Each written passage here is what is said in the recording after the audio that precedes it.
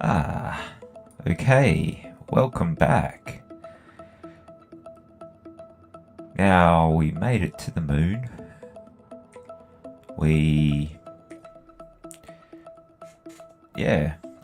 That was a significant objective reached. Pretty happy with that. We got down without any major damage. I think we lost the landing gear, and it looks like we didn't get attacked in the middle of the night. Just have a quick look, and yeah, it looks like no ammunition was used up. Well, if there was, I didn't check any of these numbers specifically, but it looks like, yeah, none of these guns went off, so nobody came to visit us, or no hostiles at least anyway. So I suppose in a way that's a bonus. Well, bonus for them, bonus for us. Now, what we want to look at doing is we need to get that ice out of the ground into the ship and get that processing as efficiently as we can. And it is quite spread out, so there's a lot of different ways we could approach this. If we build a fixed station to the ground as a mining platform or something like that, the problem that we're going to have is that we are going to have to constantly move it. Whereas if we go for more of a rover type approach, we can drill into it or drive the rover in and mine it out. We don't have to worry about fighting gravity all the time. The problem that we have with that is the ground is not flat, so that can prove to be quite difficult. If we don't, it looks like that's what's left of the landing gear that disappeared off the bottom of our ship there.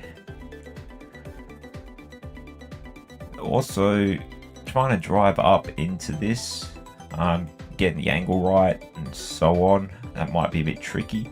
What we might do is look at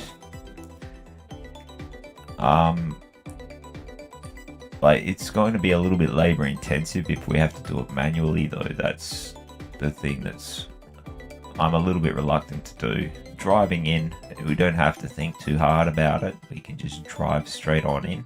This is probably not the best crater for this, but we can always jump up to another spot.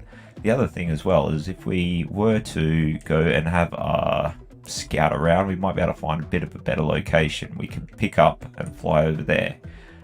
Let's have a look and see what our hydrogen tanks are looking like as far as fuel goes. Oh, we've got stacks of fuel compared to where we were at before, so we could quite easily pick up, scout around, find a better landing spot. This was just a near enough is good enough situation at the time, considering we were down to 1%. So yeah, if we pick this up off the ground, put some better or longer ramps on and put a landing gear, probably pluralize it just in case we destroy the one again. We can actually lock to the ground and make it a bit more safe.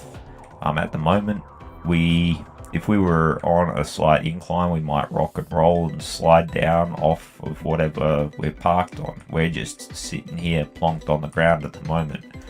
It's not the best sort of situation, and considering that light armor blocks are not very strong at all, we could very easily cause a lot of damage to the ship, which is something we'd really prefer to avoid if possible. Now, I don't know whether or not the thrusters on this are going to be adequate for overcoming the gravity that we have here. Also, what we might do is angle the front of the ship down, put some armor blocks in, and we'll leave a big flat deck space up on the top here for parking stuff too. We may need to put some heavy armor blocks where we intend to land, because those thrusters will blow the light armor blocks away quite easily. But if we angle it down and we organize it well, what we can do is have it so that foot locks down, as well as we are locked onto our connector here. So that way we can have this directly connected to the ship and all piped up, as well as locked on with this landing foot here. With that, it'll be well secured onto the ship. It's not going to go anywhere. Having it raised up one block like this, we can put armor blocks down along here, and that height will match up pretty good. So it's kind of a happy accident that it happened like that. But at the same time, the reason why I did raise that up like that is because I didn't want to have the ion thrusters there blasting into the refinery, because we want to try and avoid causing damage to our own ship. So yeah, we might chuck some heavy armor blocks down here to prevent those thrusters from damaging our or blasting through the armor blocks. Like if we use the heavy armor blocks sparingly, we'll use them where, like for a landing pad. I think that'll work quite effectively. And yeah, we'll see how we go. We could use the this for scouting around, although visibility is not ideal in it. Something that we could do is, rather than just use it only as a remote, we could put a cockpit on the bottom here, just piped off the top of the drill. It's not an ideal situation, or ideal method of doing it. Partly because the drill seems to get damaged a lot, although I don't think it's going to get damaged here. But yeah, if we have our cockpit just connected on the bottom, if we use the industrial one, it'll connect up to the top there. But we'll actually be able to sit in it. The problem that we got is that we've got no life support on this particular vessel, so we'll have to take an oxygen tank with us if we do go, which is fine. There is a limited amount in the cockpit as well, so every time we dock we'll refill up the cockpit, but at the same time, yeah, there are drawbacks with it. So maybe if we reconfigure that a little bit, we can use it just as a scout ship. If we actually are in it in the cockpit, we'll be able to look at it from, look around with a third person view, not only with just using the camera that's on the front there or the camera that's on the bottom. But as it is now, we can still use it as a drone, like having the down camera. If we are up high, well, first things first, we may need to look at whether or not we can overcome the moon gravity with just those ion thrusters, which I'm skeptical of. And also, if we were to load this up, we can't carry a huge amount in it. It is mainly just a scout sort of ship at the moment. We really need to have a much larger cargo capacity on it if we wanted to use that as an effective mining vehicle. So yeah, that's where we're at so far. So let's have a look, and probably first off, we'll look at, before we try to launch that, we'll get this area here a little bit better off, and perhaps even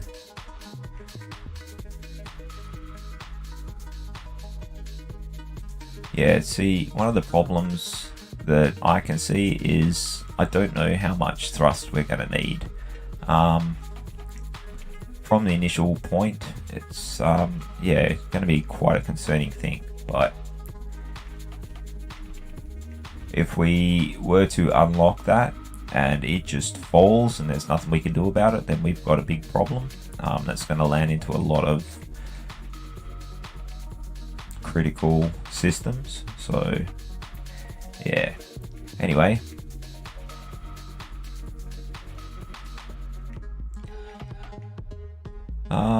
Just gonna have to take a short break. I'll be back in a moment.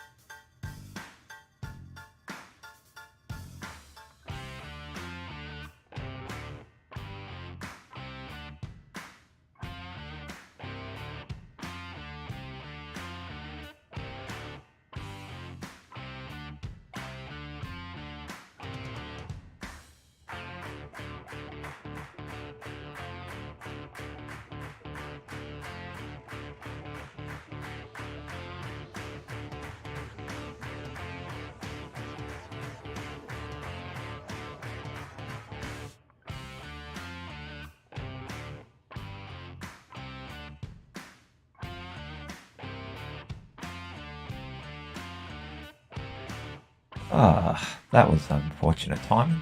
Anyway, back now. Alright, so where we were at.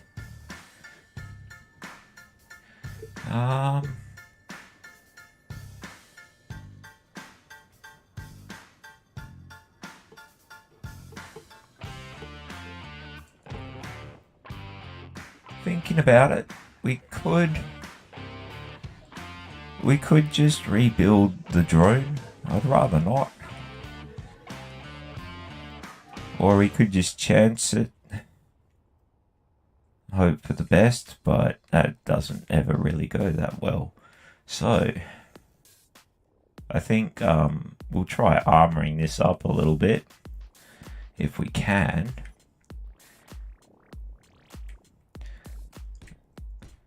We'll start with trying to get like a basic layout for how we want this to go.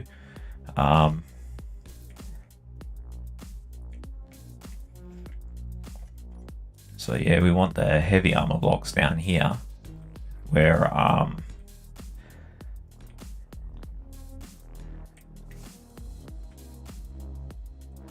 and yeah, we'll probably put like a very gradual slope. Like we'll probably put it like the 2x1 kind of slope armor blocks up from there, and we'll make this a little bit wider. Give ourselves a good margin for error. Whoops.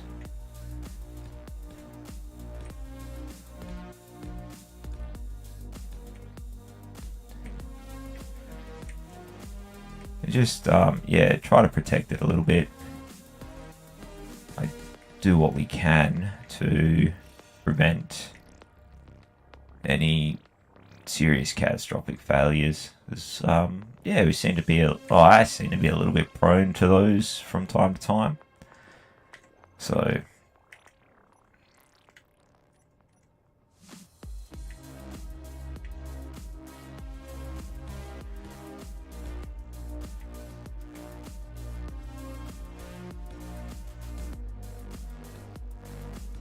But yeah, having these blocks here like this is going to provide much more protection as a landing pad sort of concept. And yeah, from here we'll go back up on an angle. Like, we'll just use light armor blocks for that. It would be nice if we could guarantee that this would fly. Unfortunately, we don't know that. And yeah, that's purely based on, like, we're in 0.25G at the moment. So let's have a look at using this block here. Not that one, this one. So yeah, we'll go up on this angle here. So yeah, it's a much more gradual angle. I think it will make it look a little more aesthetically pleasing. I do think about it every now and then. Might not be solely focused on aesthetics.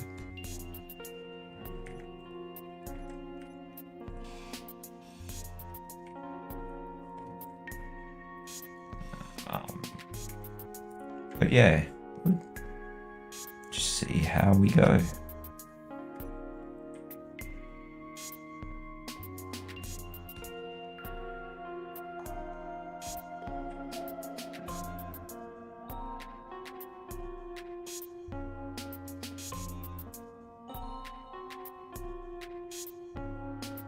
Can't go any further that way because of the antenna. And that one there. Much more gradual slope.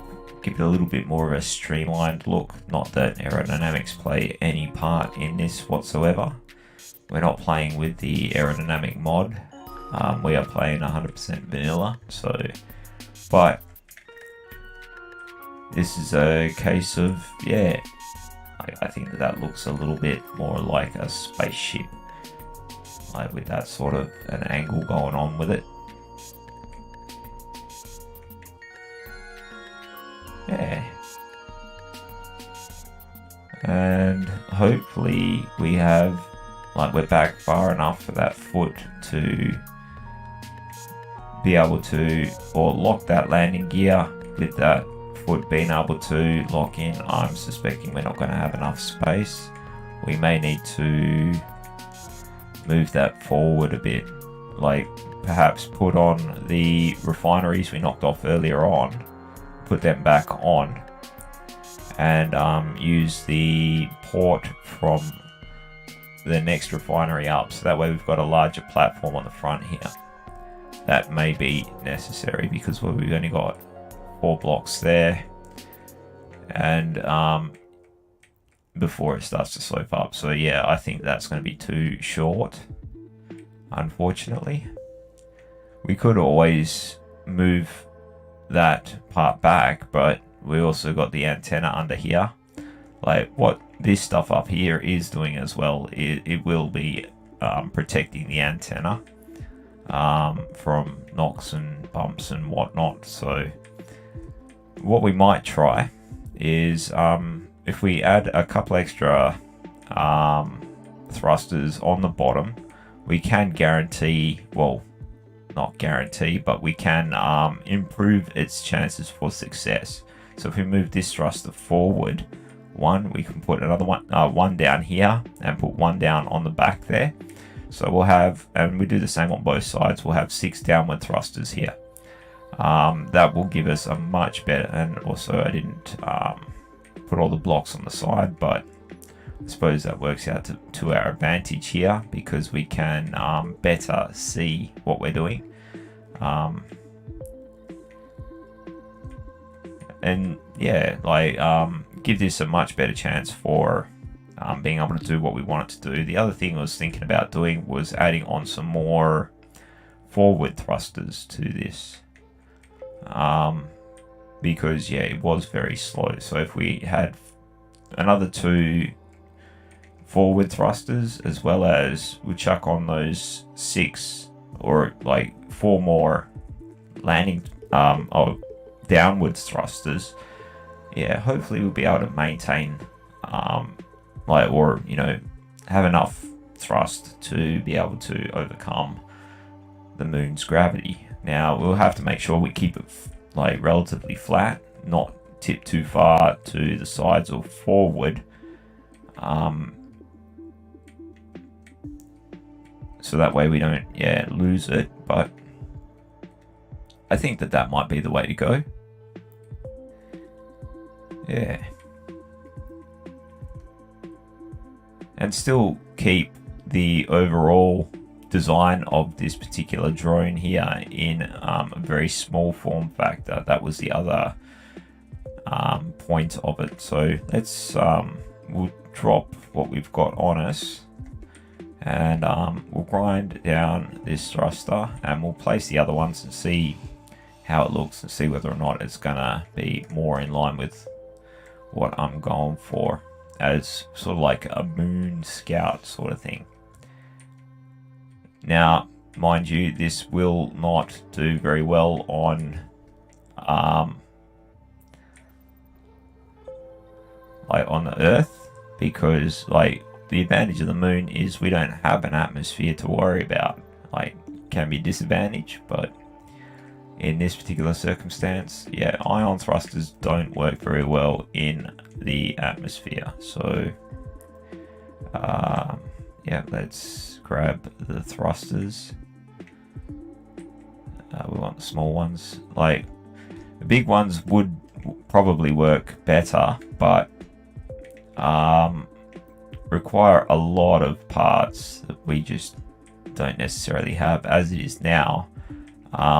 There is potentially not enough parts to make up the ones that we want to put on here. So hopefully we can manage. Like, we'll figure something out either way. There is gold available on the moon if we can find it. But the other thing as well is that we can just fly to another spot. We do have like a fair bit of fuel on the ship at the moment, but you know, we built the Scout to be a Scout, so you know, maybe we should try make that do its thing properly. So I don't know,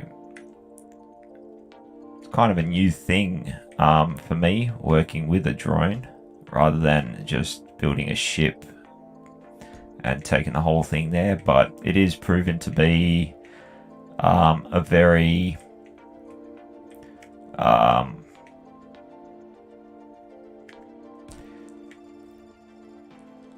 should I put that on the side instead? I don't know. I think that'll be fine like that, because I mean, we've got the antenna in the way anyway. So alright, so yeah, we got our 4 extra downs, 2 extra forwards. So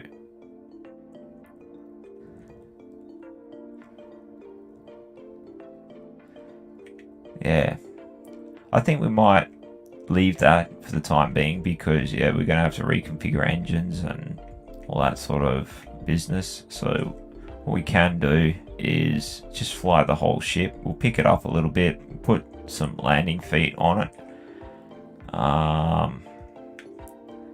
so that way, yeah, we're not locked to the ground, or we are locked to the ground. So if we jump off, make sure we've got enough hydrogen in our suit.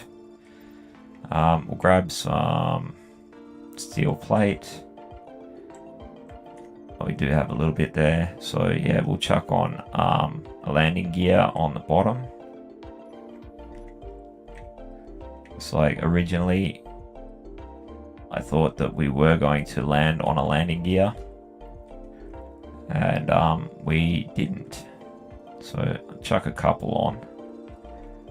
That's off-centered quite poorly.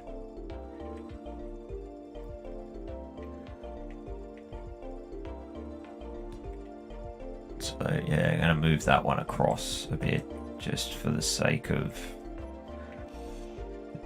silliness and having to do everything twice. There we go. Let's go back up. We'll collect up stuff we need for it. Short a bit, which is to be expected.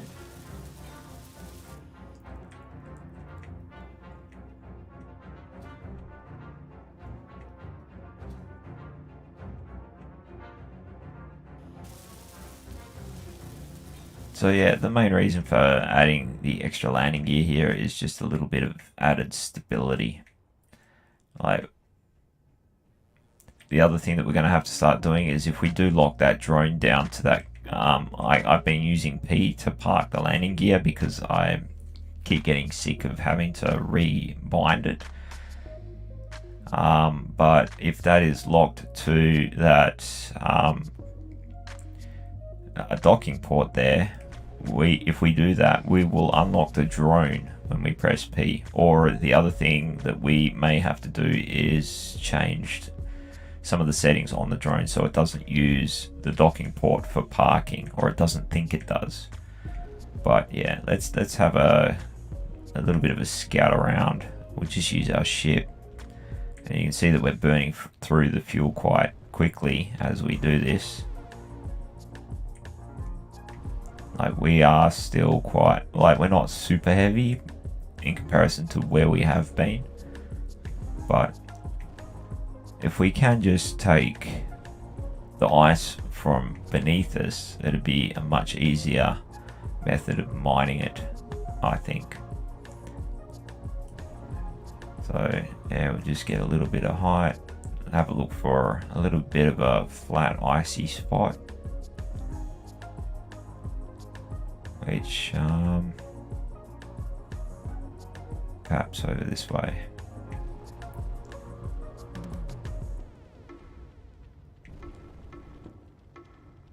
Oh, that spot there looks alright. Ish.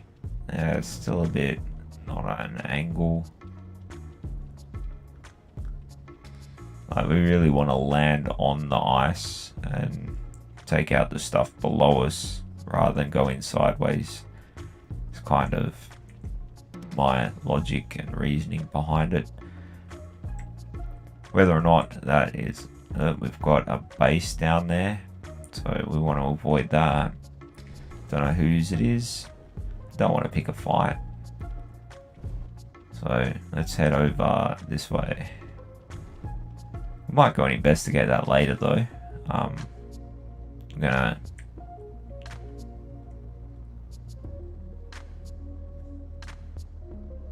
just have a look around and see whose it is, and just curiosity.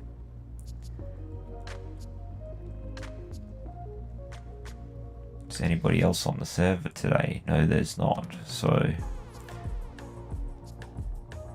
we're not going to have anybody actively hostile against us, but there may be defenses there that we will, like, don't want to, well, you know, I don't want to antagonize anybody. Let's try and put it down here. So we'll try dropping down.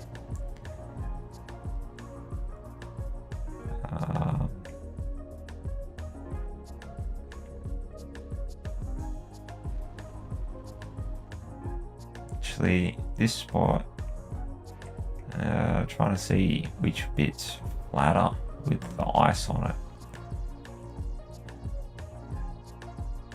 Now what we could do is just depart here and start heading towards Titan. The ice situation there is a lot more manageable. That might actually be a preferable way to go, rather than sit here and stuff about on the moon. Like, we did make it here, but at the same time, you know, we can always come back and explore later. And in fact, I think that's what I'll do. Like, I'm gonna go for the easier option.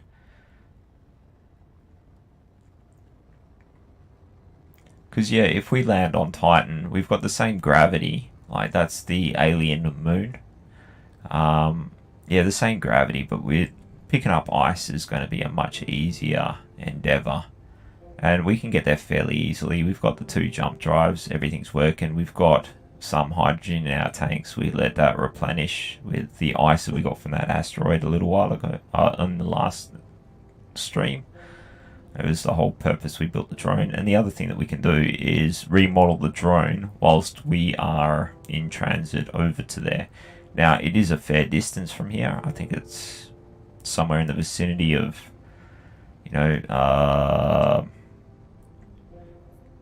5,000 or 6,000 kilometers. So we'll work on chucking on a couple more jump drives whilst we're going there as well. But what we'll do first is we'll set a GPS marker for the moon. So that way we can set this as our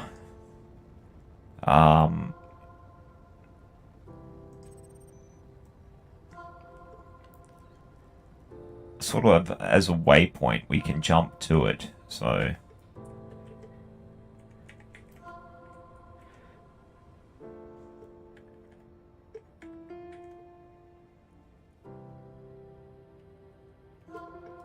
and we'll just call it a waypoint because, yeah, out of the gravity well. So yeah, it's a jumpable location, I suppose you could say. Now we select, or we don't select, but we position ourselves in the direction we want to go, which is towards the alien moon. If we open up the camera, have a look, we can see it just down there. That's where we want to head to. Now, I don't want to go down to the Earth-like world as we are now. We're heavy. We've got a lot of stuff like carrying with us. Most likely still have a lot of ore. If we have a look at our inventory, like we have a lot of ingots and a lot of ore. So we'll just hide the empty stuff. And we have to expend a lot of fuel just to fight gravity, and that's not like, yeah, trying to get down, like landing on the moon's simple by comparison. So now one thing to take into account is that our drone is not going to fare too well. Like, even though there is an atmosphere on Titan, it's not overly strong. We will have to add something to it to assist those thrusters. So we may have to add some atmospheric thrusters to it as well, just to give it a little bit more downward thrust. So yeah, let's get flying over to there. The other thing we can do is if this server is set up the same as the other one, there's going to be a lot more NPCs that we can go and check out around Titan. So that would be, there might be a shop that we could pick up a ship from, or we can look at the various other things that are available if they do have a lot of NPCs there. So yeah, let's jump over to there. So we'll push our range all the way up, jump range.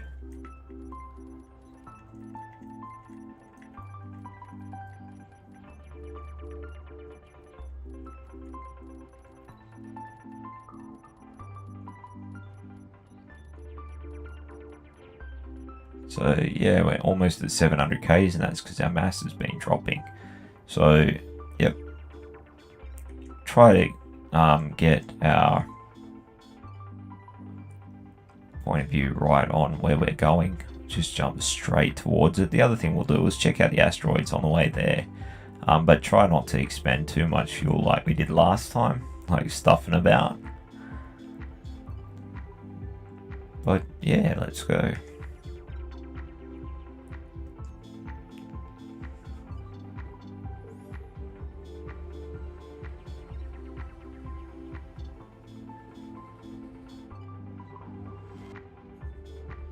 And that got us significantly closer. So, actually no, that's Mars. We've still got a long way to go to get to the alien moon.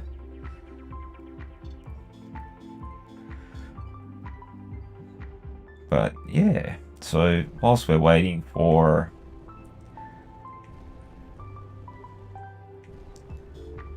just cruise along at a relatively low speed. We'll try not to crash into any more asteroids. And yeah,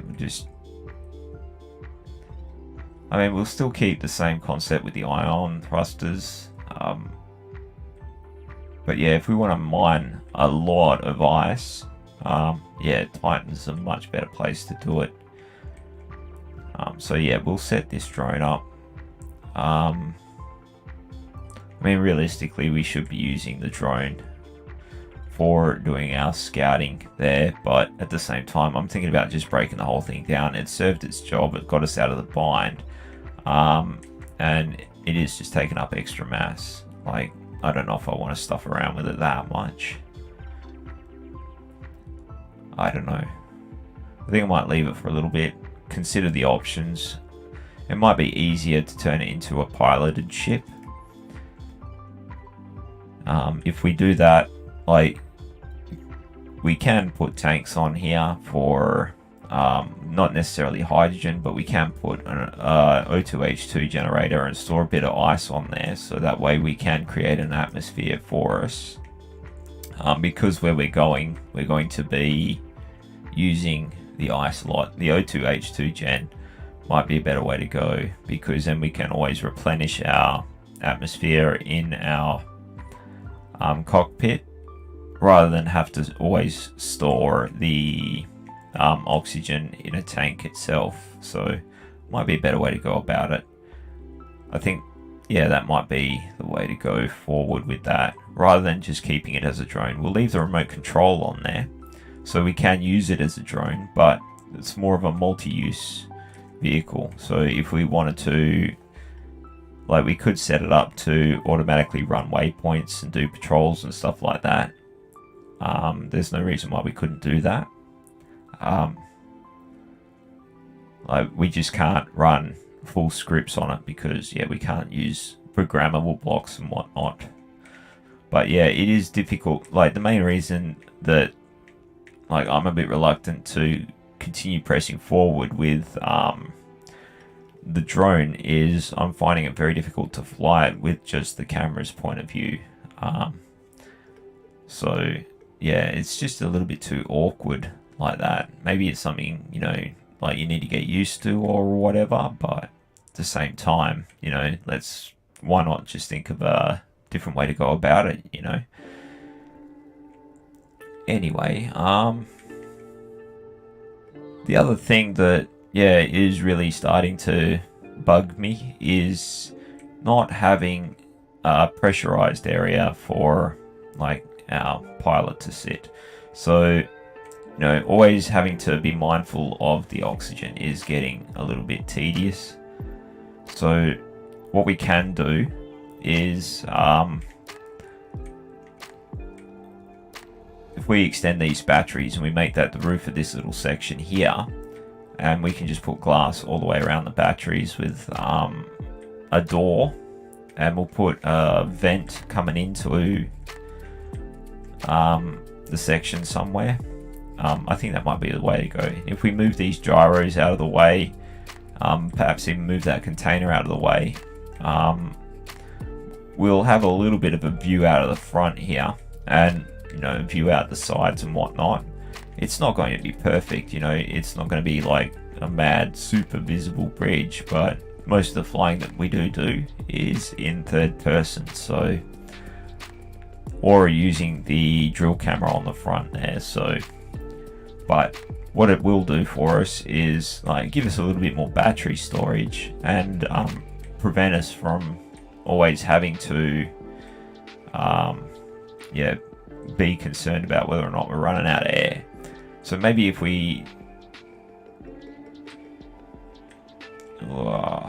thinking about it,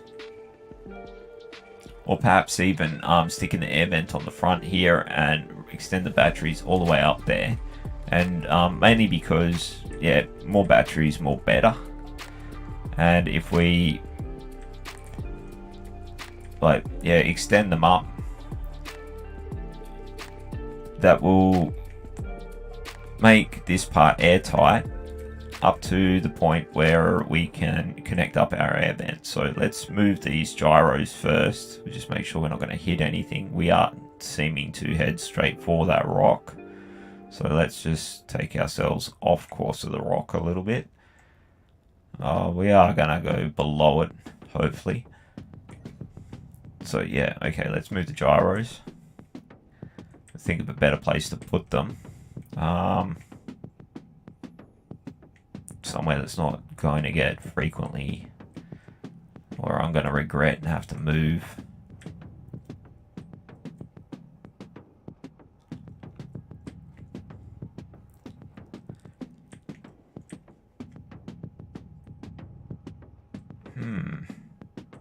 And yeah, what we'll do at the back is like we'll add on like glass around here, like windows. Like yeah, I think we'll just add the batteries first. So we'll get started with something. Don't really want to overthink it.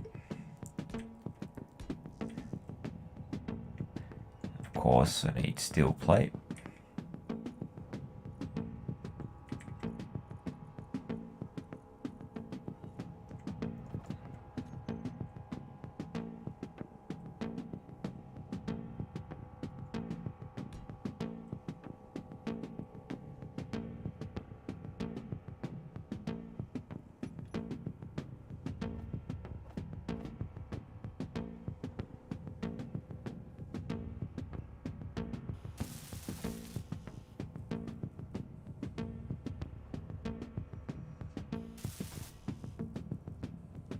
And yeah, this is not going to be a super elaborate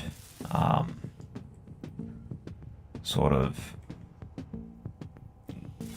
cockpit or anything like that. We're just going for barely minimal functional sort of just help us breathe sort of idea.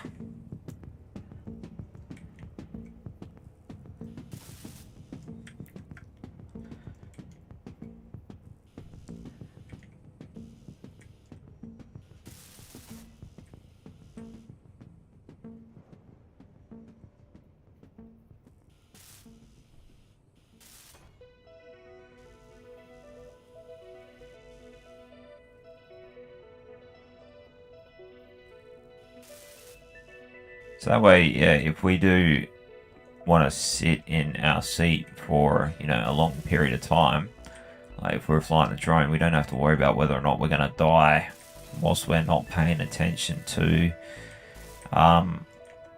like, yeah, if we're using something that's remote controlled, for example. That was something that was also playing in the back of my head.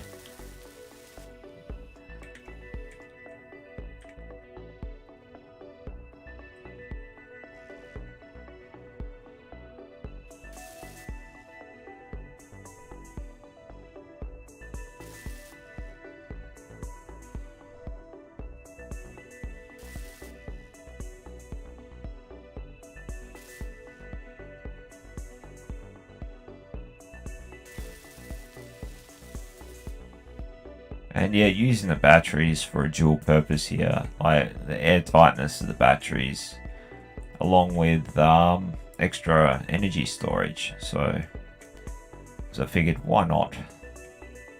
We'll put our door here. Although it's a bit of a pain of a spot to put the door because it kind of blocks off the survival kit, but that's alright.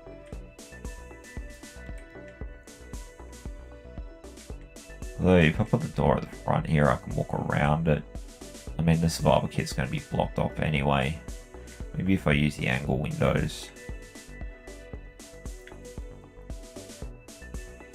The windows in like that. Need girders.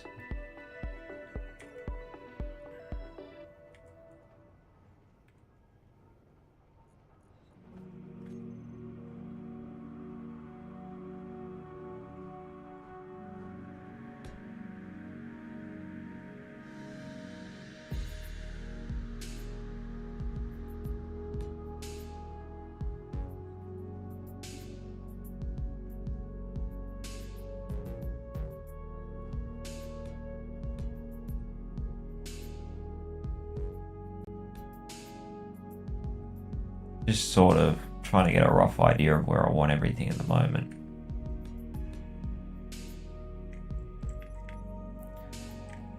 Just have a look and see where that rock went. There we go, it's up there. So jump back in our control seat and pay attention to what we're doing again. We missed it this time, that's good.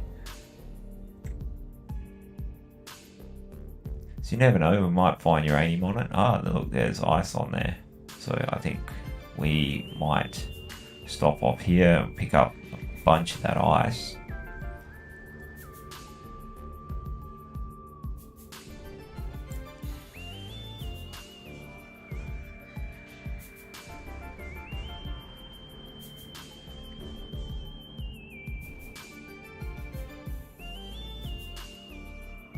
Attempt to drill stuff again.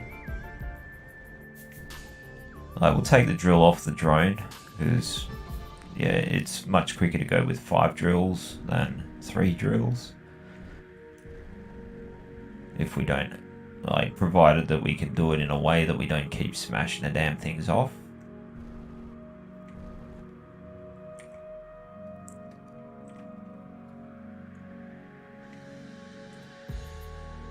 So, yeah, we'll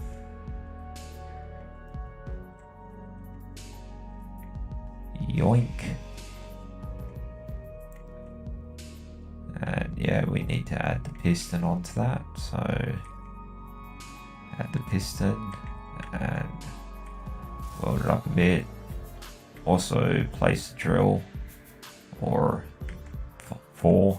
At the moment, we need to completely grind down the other one before we can actually place all of them.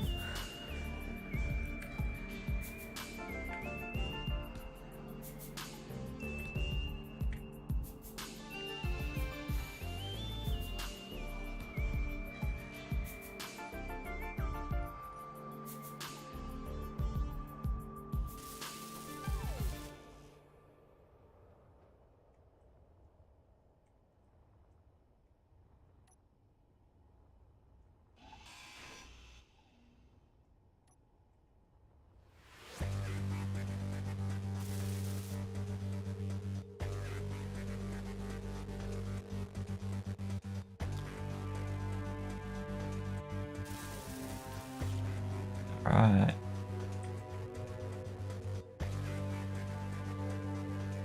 Place the last drill.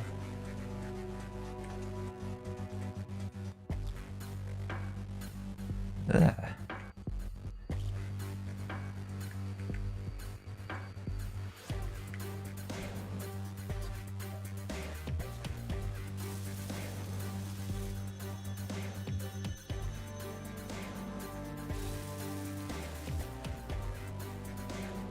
I think, no, we're good with the door planer.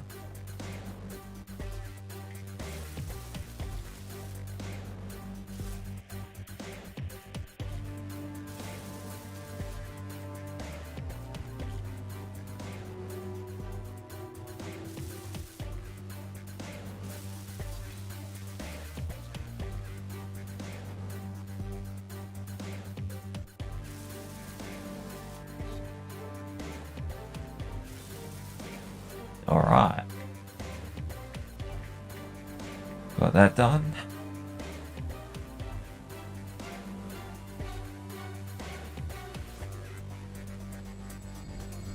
Take it in.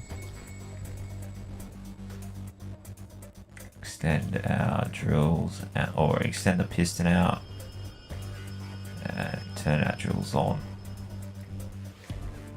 Or select them.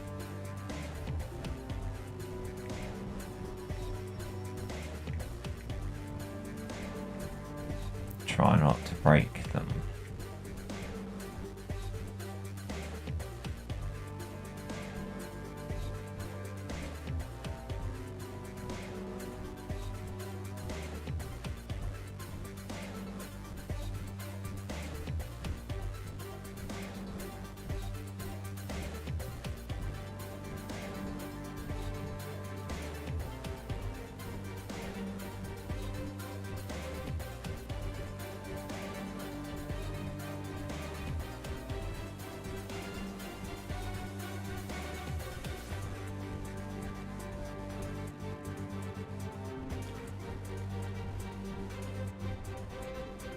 Okay, that looks like as far as we can go in.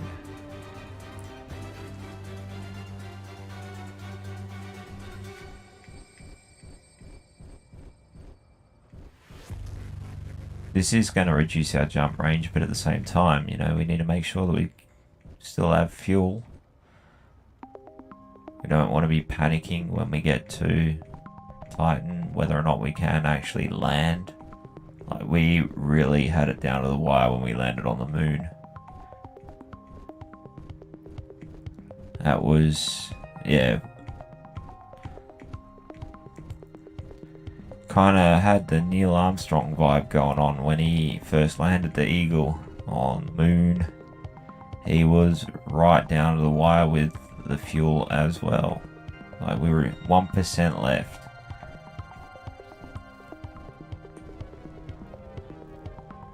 So yeah, we try to not repeat that. That was a little bit too close for comfort.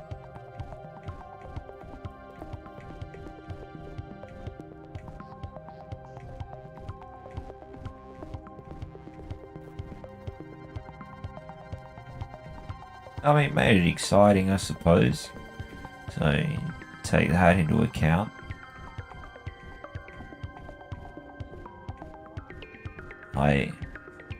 Let's see how close we can push it right to the edge without destroying everything we've done so far. But at the same time, it's like there was no margin for error with that. Like, we hadn't really scoped anything out. Nothing was certain as far as where we wanted to land everything and whatnot. So I think that, yeah, I'm not going to try and do this too super neatly. Just want to make sure I'm not going to get jammed up on anything. So yeah, it is frustrating when those drills go away.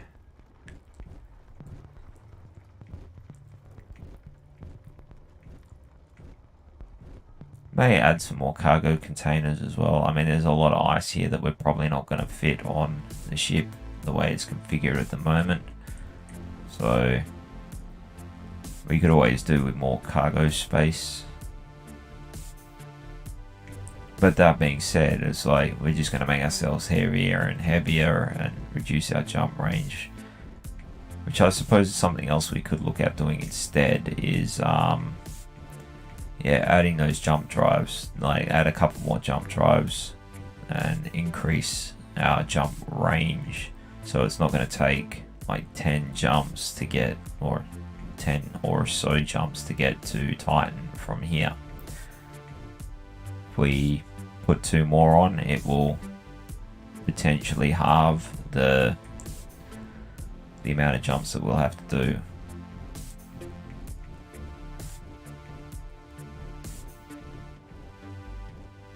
Again, depending on the mass of the ship at any given time as well. So that's what it all boils down to, is the jump drive range is diminished by the mass of the ship. So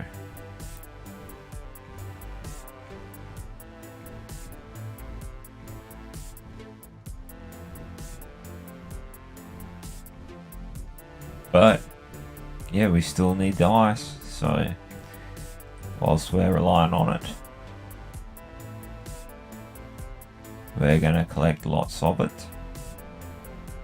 I mean, it's the whole point in why we're going to Titan. It's the whole, one of the main reasons why we stopped off at the moon as well. We thought, oh well, you know, that'll make things easier. It turns out, nah, not so much. And also, don't want to mess with other people's bases and stuff, or whatever they have set up there.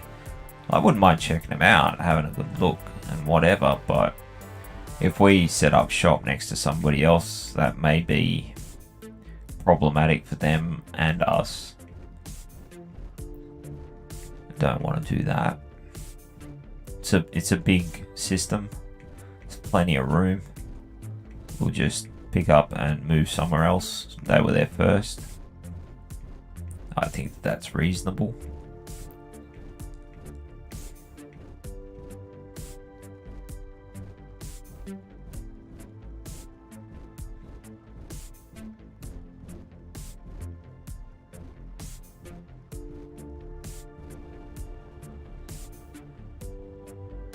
Okay, now the question is, how much is enough?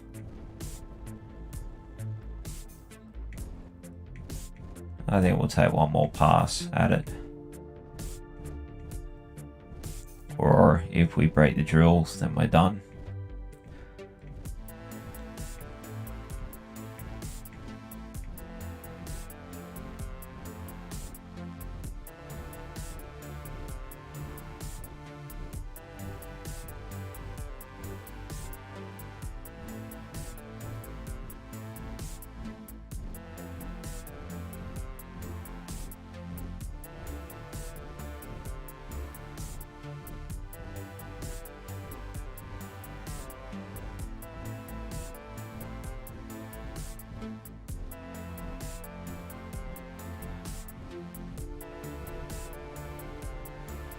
I think we'll take another one, because no, we won't, because hit the drills on the way out like a tool.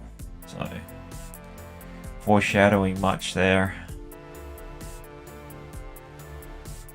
Okay, jump out of the seat, go into the K menu, and yeah, we're gonna turf those drills out, which is this one here. Because those drills there, they're taking up 950 PCU, and if we don't get rid of those drills, we're not going to be able to place any more. Is it that one? Yeah, it is that one, because this one here is 1016, and that's 44 blocks. So that drone is taking up less PCU than what our drills are. Just as an idea. Alright, so yep, away we go. Now our jump drives, yep, they've had time to charge up, so we can just jump straight out of here. It's going to be significantly less range now because we've increased our mass by something like 35 or 40%. So, but, you know, them's the brakes.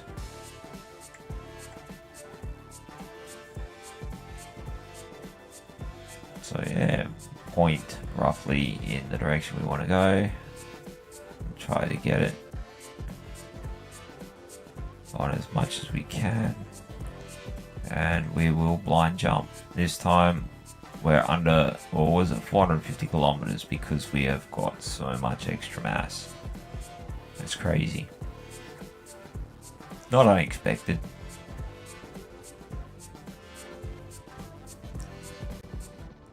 Alright. Got no idea how far away we are from it though, because we have no GPS markers for it. We are running out of air again. So let's get some more of that. There we go. Now we'll move these gyros because they are a bit in the way.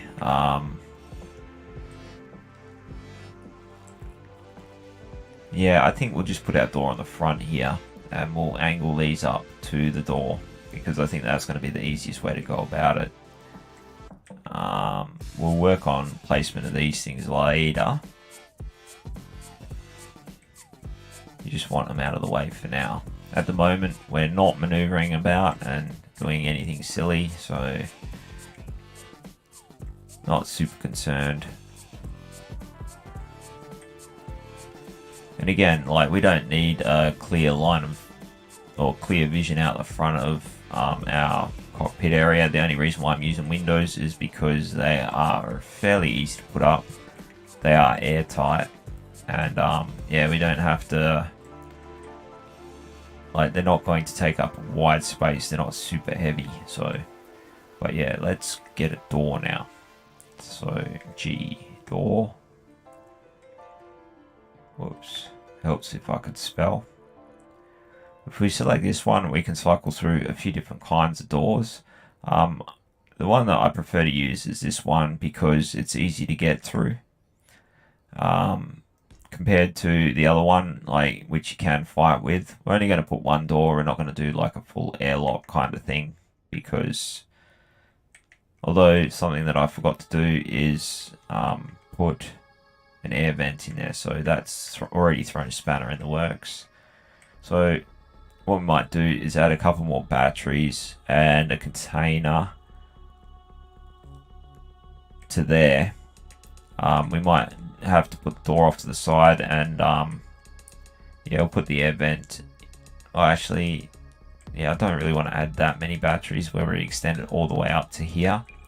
So what we'll do instead is we'll just add armor blocks for the meantime.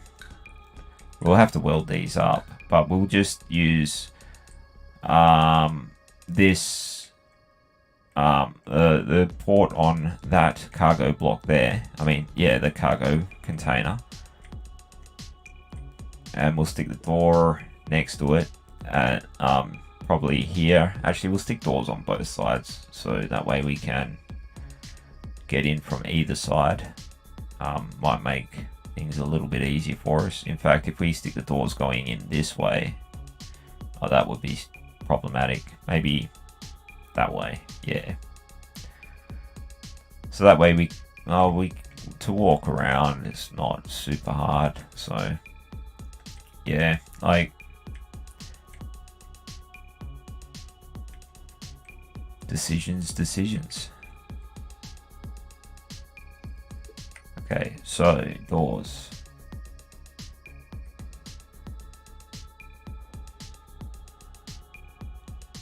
Put the door on.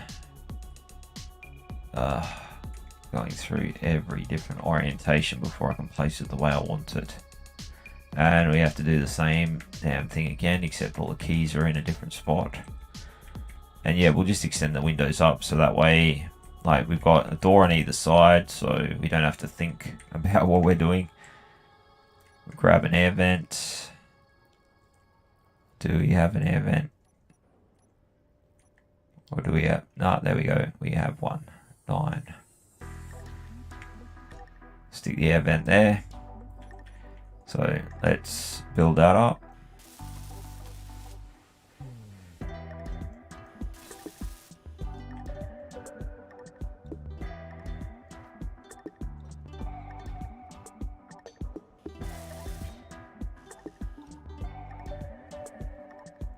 Now we unlock something by building the sliding door.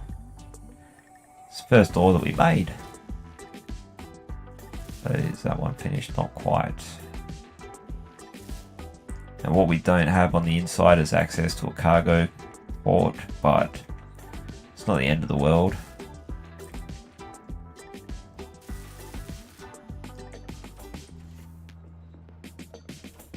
Okay, we got doors.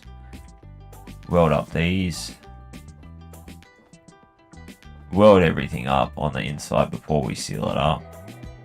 So that way we can still walk through. And by seal it up, I mean put all the windows up.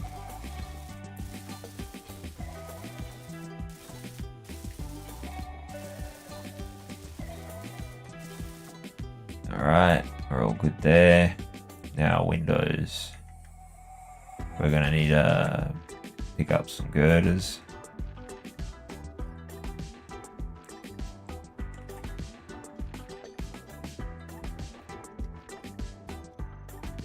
And yeah, we'll just finish off these windows.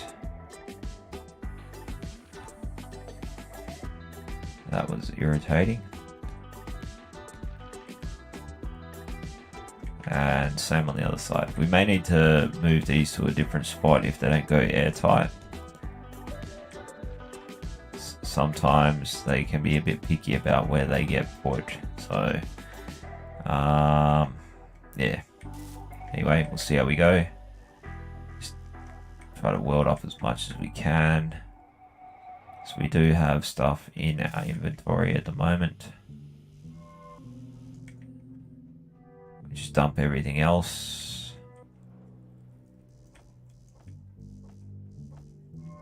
Because we're probably going to have to make bulletproof glass as well. So,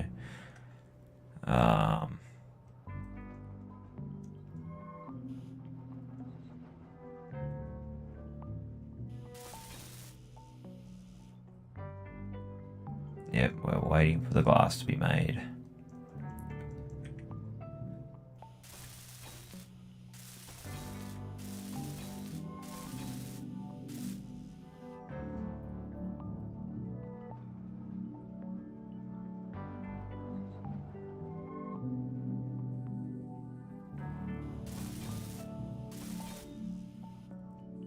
Still more glass.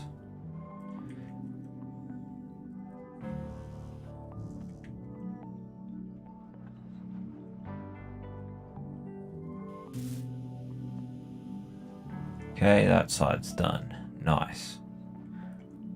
Let's hit up the other side.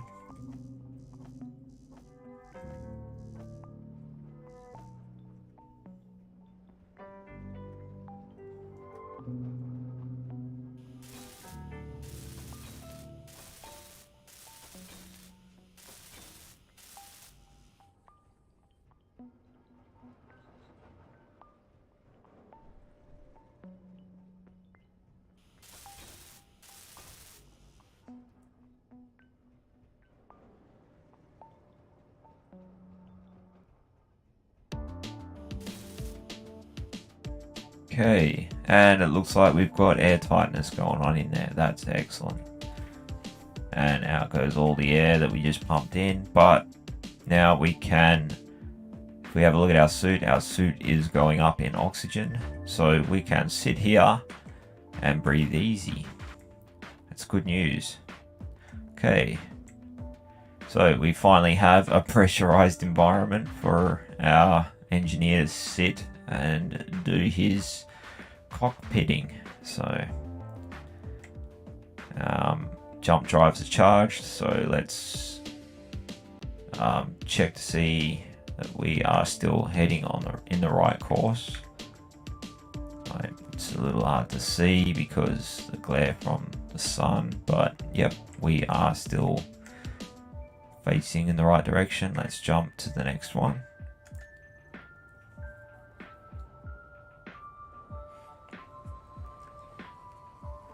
Now we could always make that area a little bit wider. We can put some other things in there like seats and whatnot, or like a couch or a living area or whatever. What we may do actually is if we stick a couple more doors on there, we can, if we only use one door at a time, then it effectively becomes an airlock. So I think we might do that just on either side of this air vent. That'll just save us a little bit of air. Right, so we'll chop those out. Grab a door. So where did I put the doors? Number 7 on the 8th one. So put that, need steel plate. Of course we do.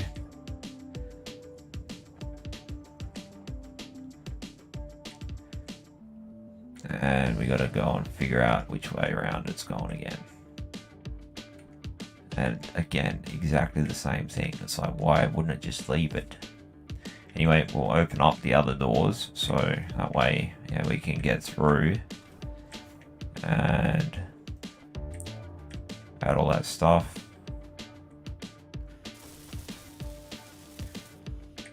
Now, I wasn't going to do this initially, but I think, well, you know, that looks like that would just work. So let's just do that.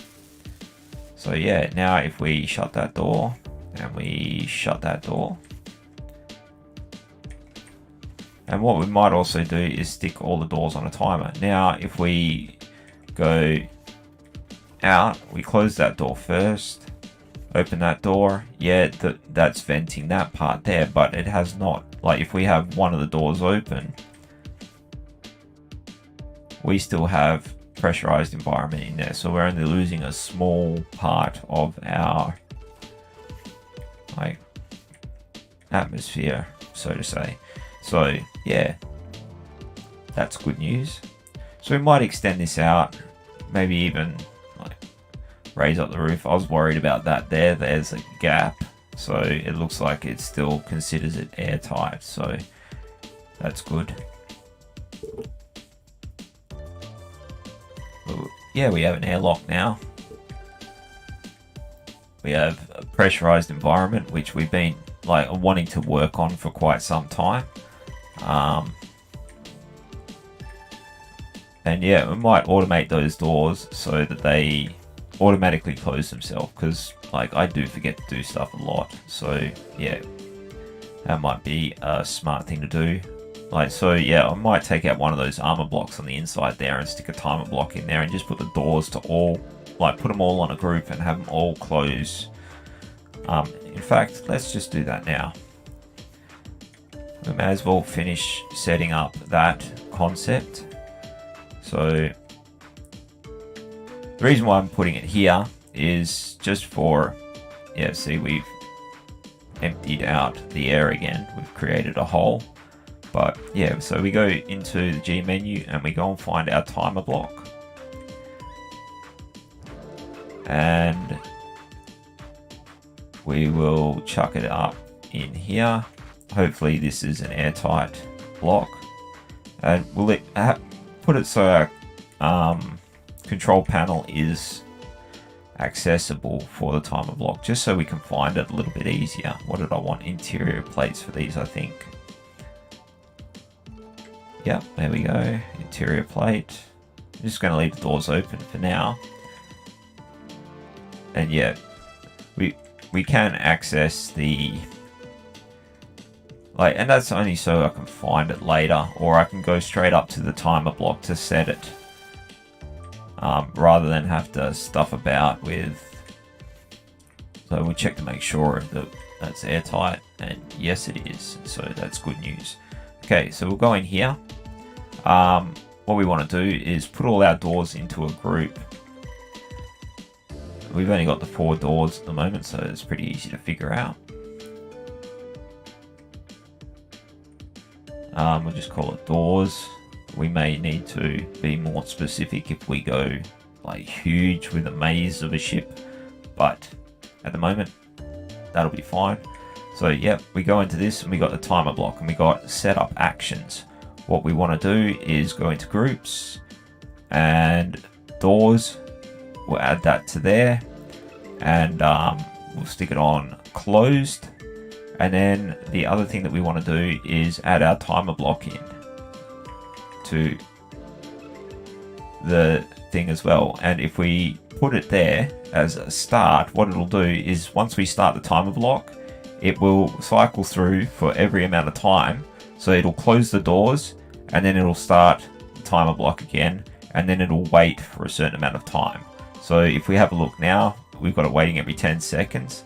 I'm going to change that to 15, just so that way we've got enough time to get through the door. And if we go start, timer block's now active. If we open our door, we wait 15 seconds, which is going to feel like an eternity now, because we're sitting here literally watching for the doors to close themselves. Bam! That way, if we do go out, we just have to make sure that we close the door. We can set up a sensor thing so that way it detects when we go through, but if we forget to close the door, and then we want to go in through the other side or something like that, and then go out through the other door, we'll end up venting all the atmosphere in here. But now the door's automatically shut, so we are, like, yeah, trying to maintain or not lose too much oxygen. We don't want to drain the tank, and that's the simplest airlock like I can think of making that is as automatic as a simple instruction like that can be. Like, we just have it so it constantly closes itself and we can get through there. Like, sometimes you will get jammed up in a door because, like, you're going to open the door and it'll close quickly like that because it's close to the timer countdown. That's one of the drawbacks of doing the doors like this. Sometimes, like, if you're unlucky, you can get squashed in the door. But the headaches that come from it, or the benefits far outweigh the headaches. Because, yeah, if you do have to conserve oxygen, it's a simple thing like that where, you know, you can maintain that pressurized environment without too much thinking about what you're doing. And like I've said many times now, if you have to think too carefully about what you're doing, maybe it's time to make a simpler system. Like, thinking is the leading source of procrastination and time wasting and whatnot. So, I mean, some thought is good, but overthinking things or having to think about something every time you do it, it means that you've got a problem with your system, and it's going to lead to failure eventually. So why not make a system that does a simple mundane task like shutting the doors behind you?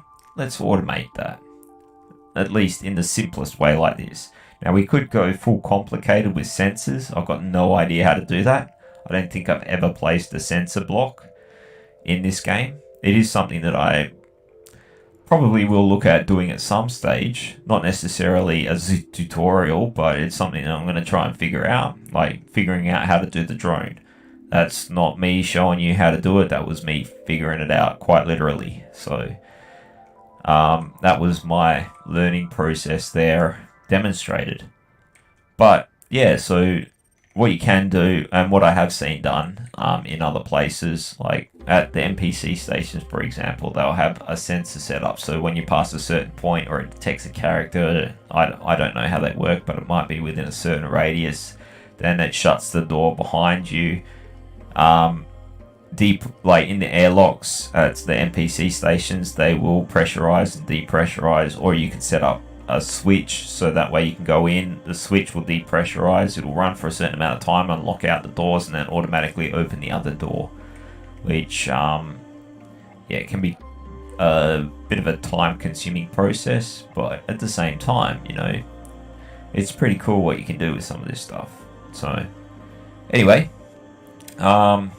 let's, now we've got our doors sussed out and our pressurized environment, like, albeit very small, like comparatively. Check our jump drives, and yep, we can jump again, so let's do that. I think I can see the little red dot there. So yeah, let's just jump straight towards that.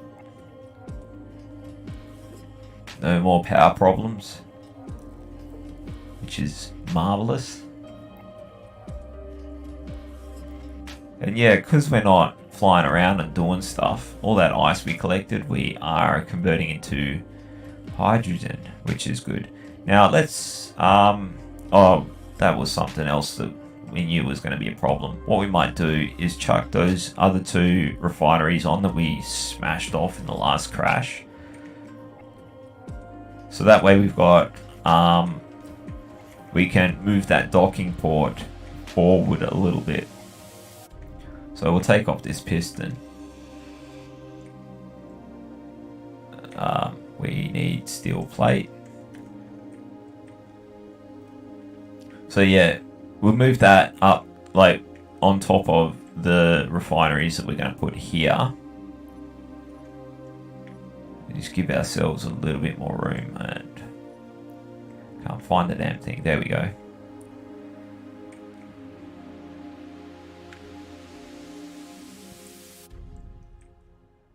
Doesn't want to let me place it for some odd reason.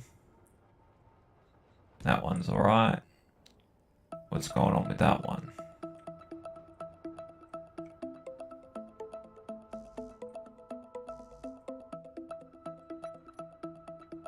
Is that damaged? Perhaps. Or is there something there? I don't know.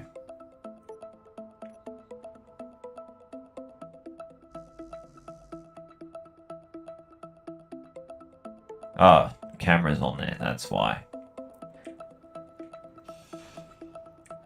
So yeah, remove that camera. Which that, well, we don't have drills on at the moment anyway, or the piston for that matter.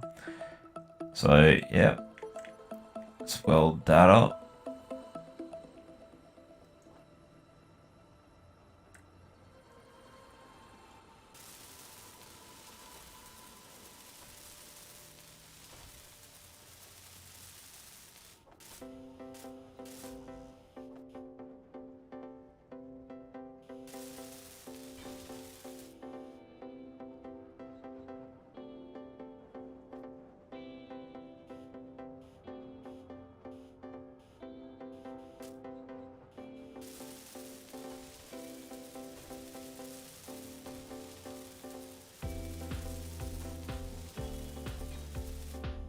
Alright.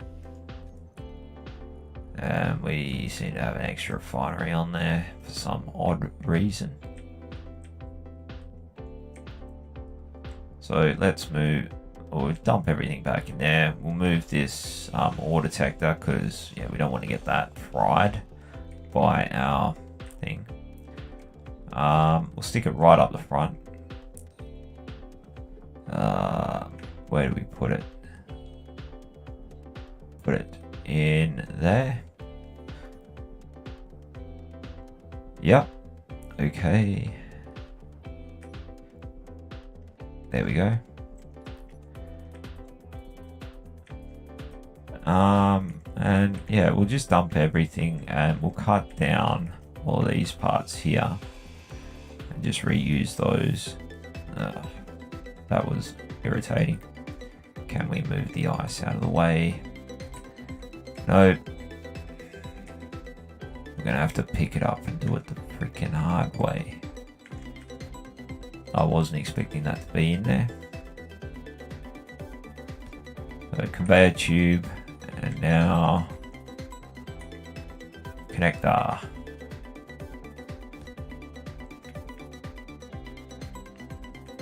And we want heavy armor blocks all along here.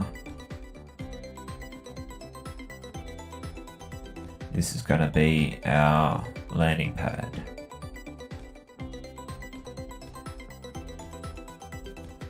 Oh, landing platform, I suppose.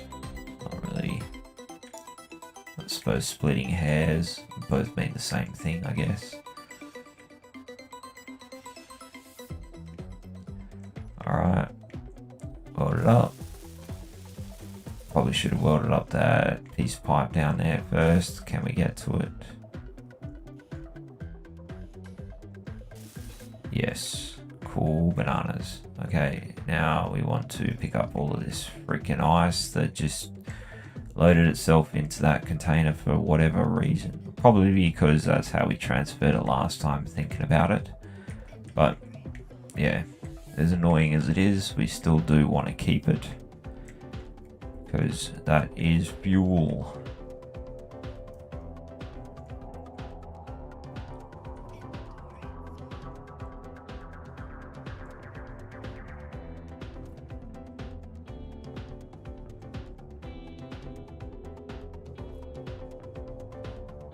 We'll just chuck it down there. Now we want to grind this one out, and we want to put in, we need steel plate. There, like that. Okay, now what we'll do is, can we still fly this thing? Not well. We're going to have to weld up at least this one. Don't have to weld up both, but we'll put both the ion thrusters back on.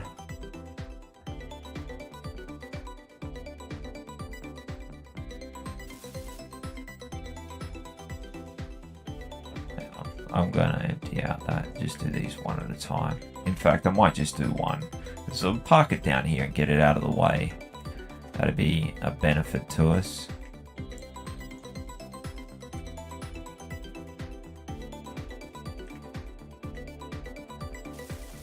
It's quite unwieldy having it up the top there.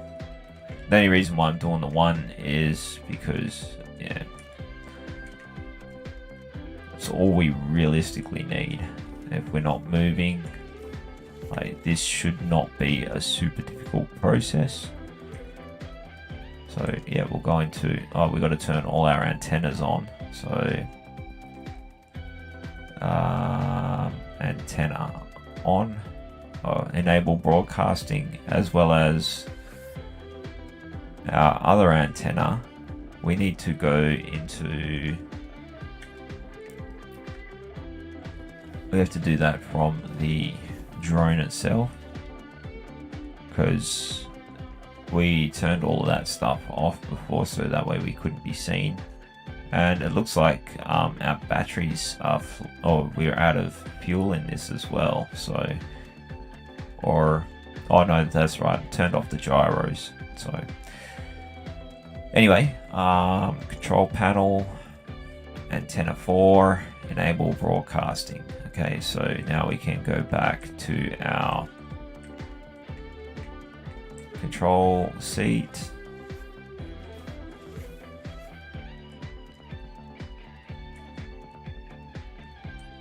And remote access.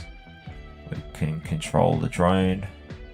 So if we turn on all our engines and stuff, and then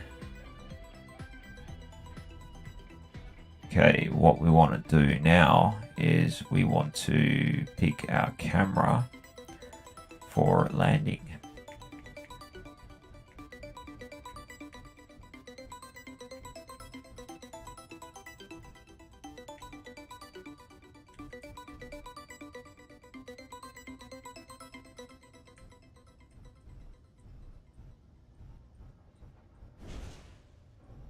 And I think we crashed into something, but anyway.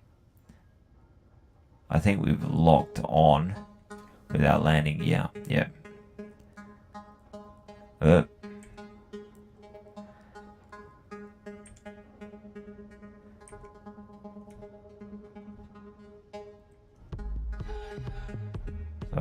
yeah, just trying to line it up.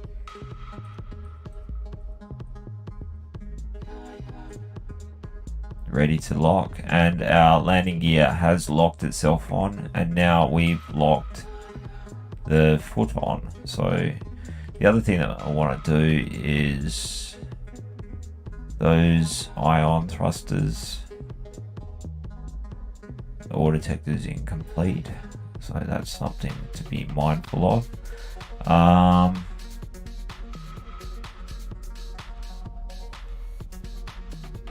If we select the ion engines,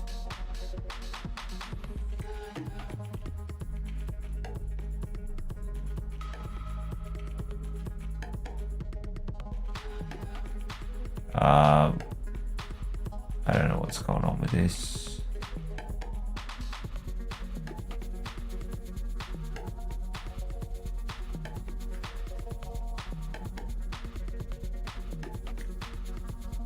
Okay, I think I might just go and do it directly from the drone itself.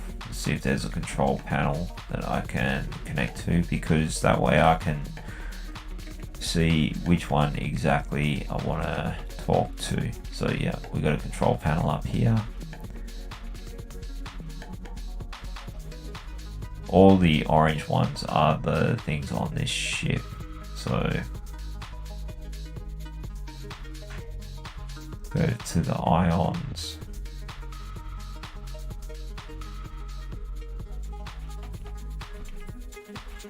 And I can't tell which one's directly connected to the ship that is not. Actually, I'm just going to do this because I can't be bothered. Now it's off. I'm not going to be using it for a little while. Once it's disconnected from the ship, we'll be able to better figure it out. Like, it can be a bit of a pain trying to work out what's what. Like, I'm sure other people can do it. I make a lot of mistakes when I'm trying to fiddle with things like that. So yeah, I have a system that works for me. Anyway, our jump drives are charged. Let's make the next jump.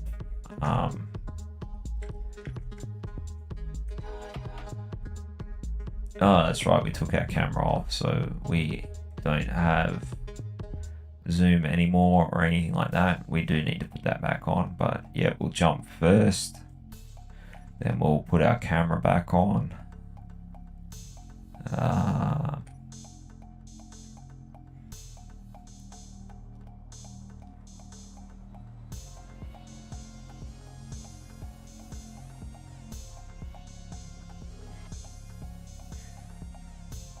The alien world is getting bigger, so we are getting closer. It is a long way to go compared to like the distance that we seem to travel before. It's seemed to take a lot longer previously, because we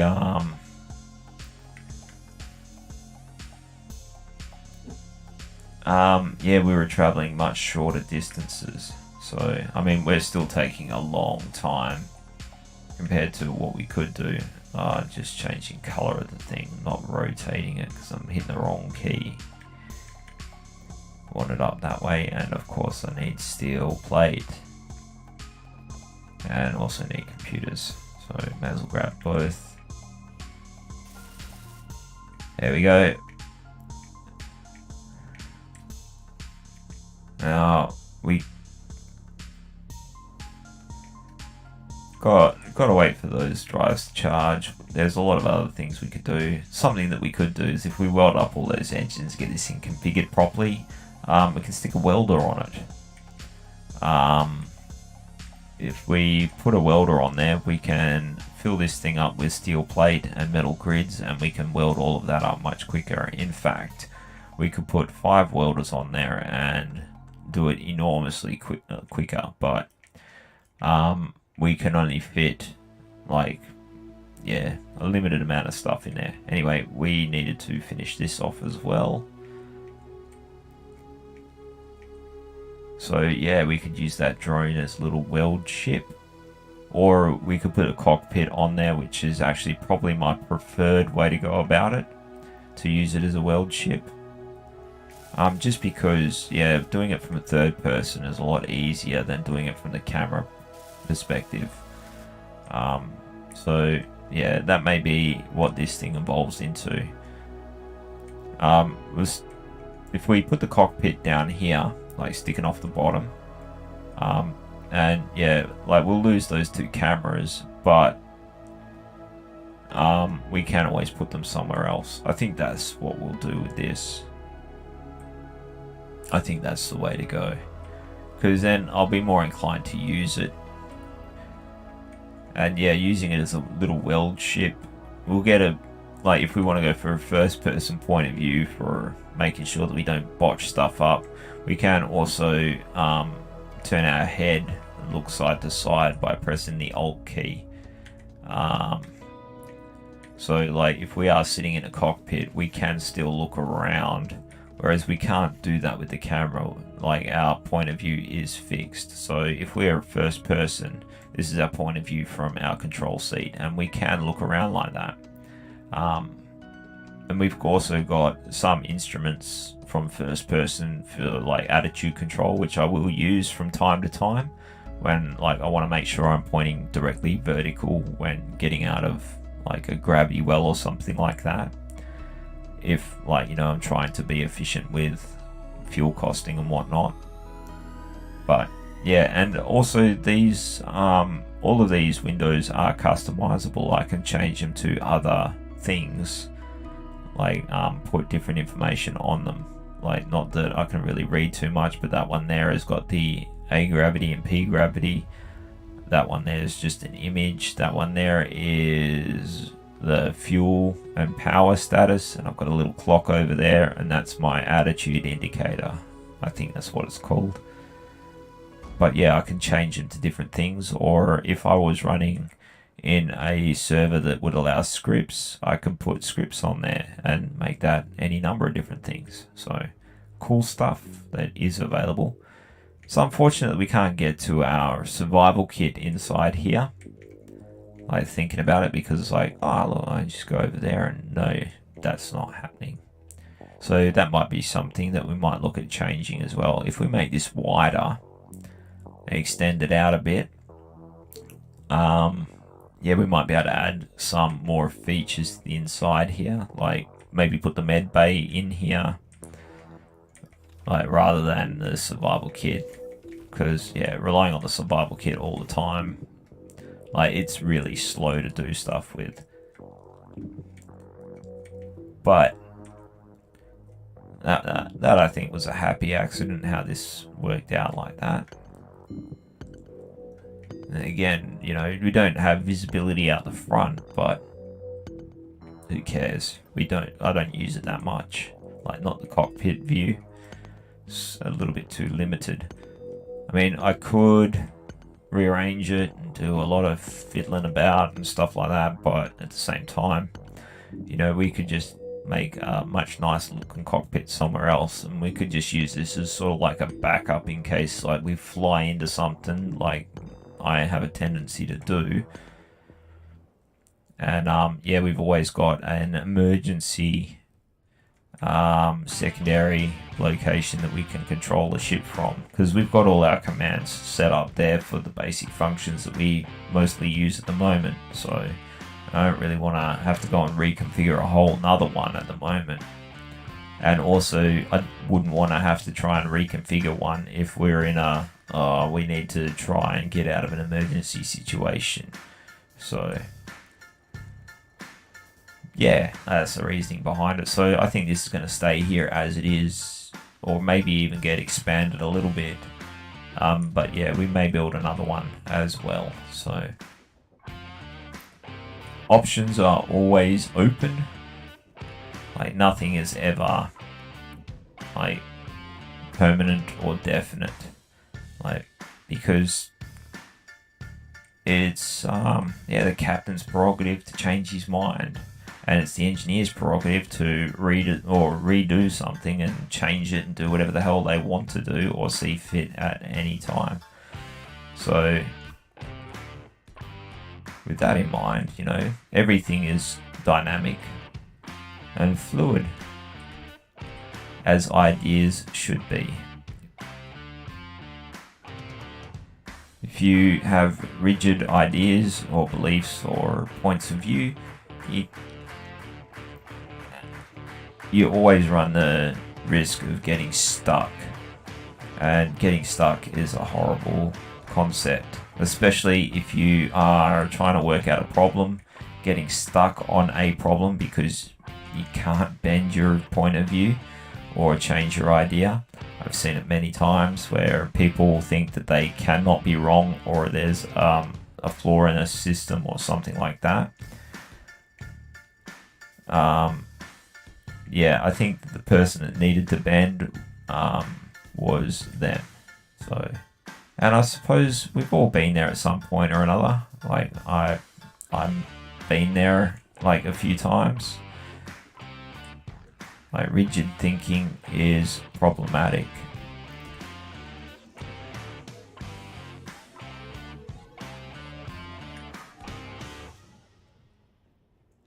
And this game tries to, or really does seem to promote fluid thinking, as well as fluid concepts on where it thinks I want the blocks to be placed. Like, oh, maybe it's there like that. That look. Oh, maybe it's an abstract. We're going to go for the Picasso ship. It's like crap everywhere, all over the place, not appropriately placed. On an angle so that nothing else can be put on it.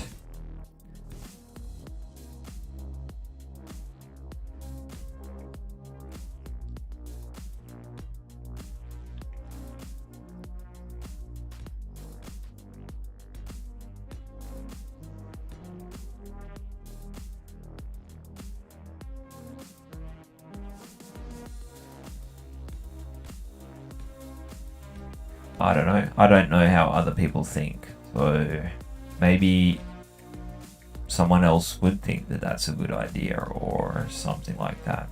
I can't speak for anybody else other than myself as far as what I think is the way I would prefer something to work. Because, yeah, if I'm using it, I want it to work for me.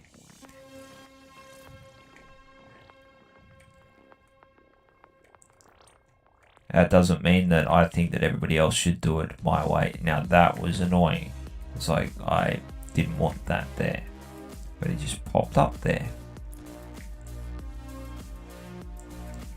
I don't think that anybody else should or shouldn't do things this way. All I'm doing with this is showing you what you could do. And what I am doing or have done or etc. So This is not a Bible of any description. There are no rules here other than the rules outlined within the parameters of the server and the game and all the rest of that sort of business. They're not set by me. I'm not going to give you any rules or whatever that you should or shouldn't follow, because that would just be silly.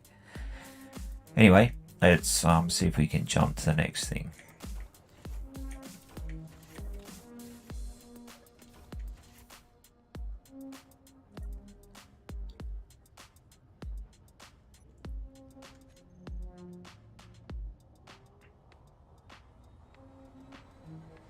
This point of view, the jump is not very dramatic.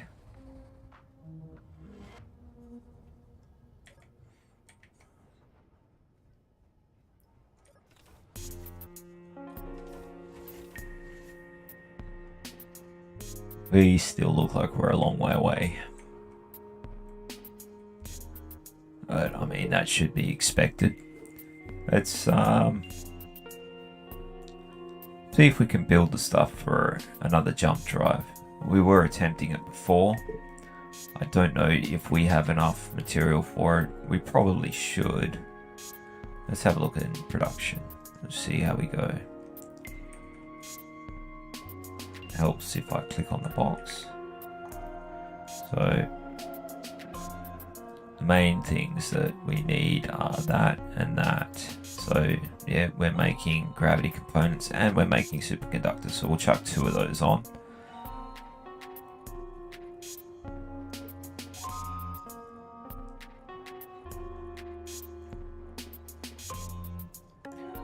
So we'll just let them build away.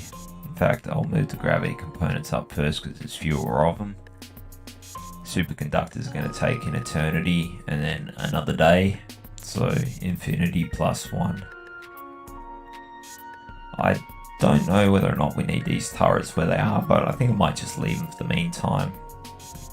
And yeah, just think about whether or not I want to go and do something different with them.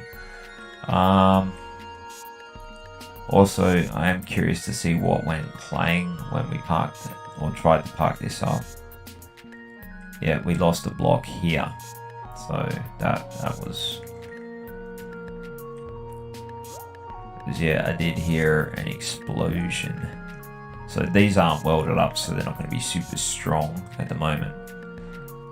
But yeah, maybe we will finish this up and start welding the ship up a bit more. Like, just to get it looking more like a ship. Like, we can expand on the inside of this section here. Well, we don't have a lot of conveyor ports in here, but we might take out that engine and the other engine and move them out a bit and chuck cargo containers in here. I have been thinking about doing that. Also, I have said I was going to get rid of that engine a few times. If we do move these engines back a bit, that engine's going to have to go. Not that it's like super critical. That was put there as an emergency measure and it kind of just stayed. So that's not a huge problem, but yeah, I think just adding, like, yeah, I'll extend this bit out now, I think. But yeah, just pondering at the moment, considering where the evolution of this particular ship is gonna end up going.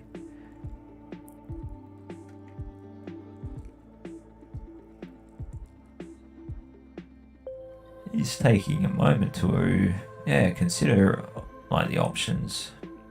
Like, we do have a little bit of time to kill whilst we wait for the next jump, so not in a super rush or anything like that. Yeah, more jump drives, that would definitely be beneficial for us.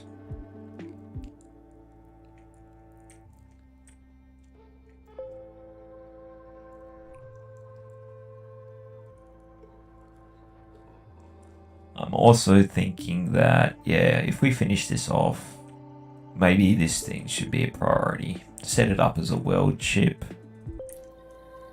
And yeah, that would definitely improve the rate at which we can do stuff. But yeah, I think I'm just gonna have a sit down, think, look around, have a drink, rest my throat a little bit.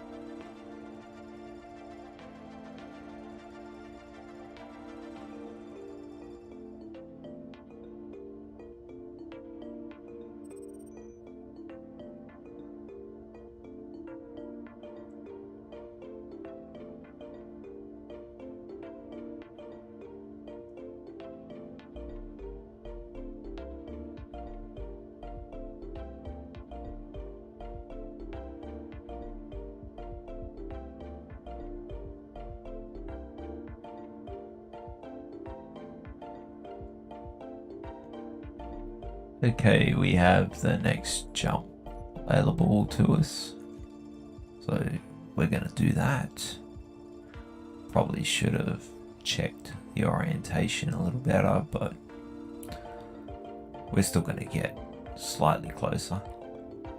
We have a close asteroid. I think we might go check that out. We haven't done that for a little while.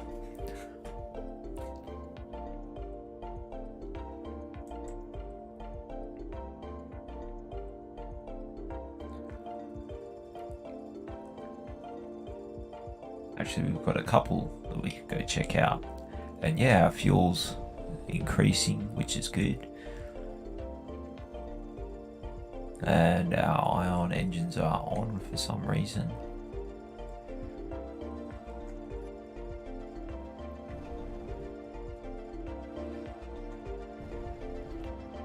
So we'll take a look at this one, and we might take a look at that one off to the left there as well.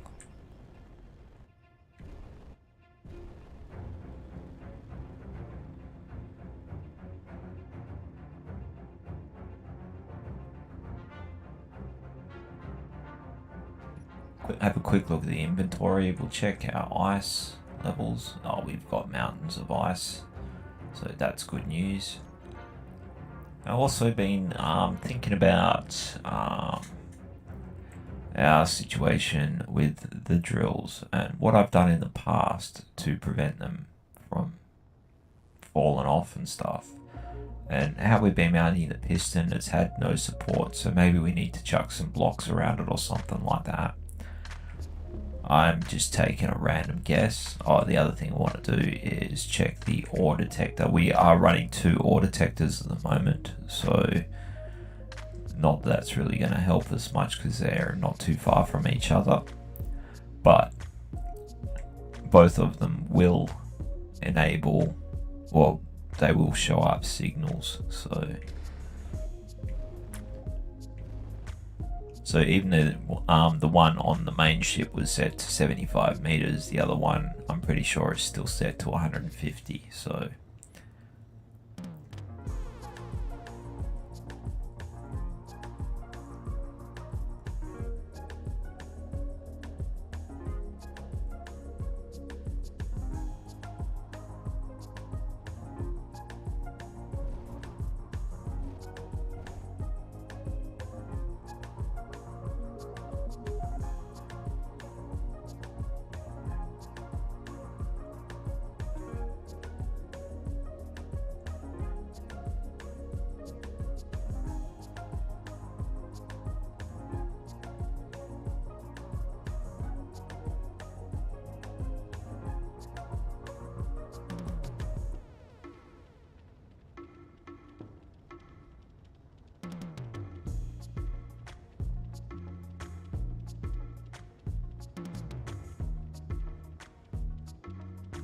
I forgot to put those gyros back on. I'm starting to feel it.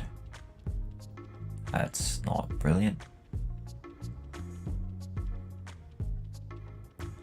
Also, yeah, could definitely benefit from having more thrusters to the side.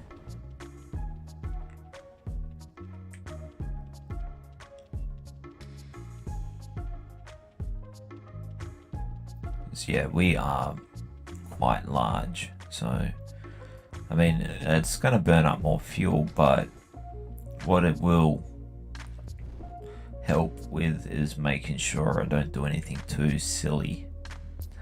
Like at the moment our roll rate is very slow, so trying to rely on the downward thrusters only for really killing momentum is a bit of a challenge, and if we hit something we are gonna feel it bad. Don't want to do that.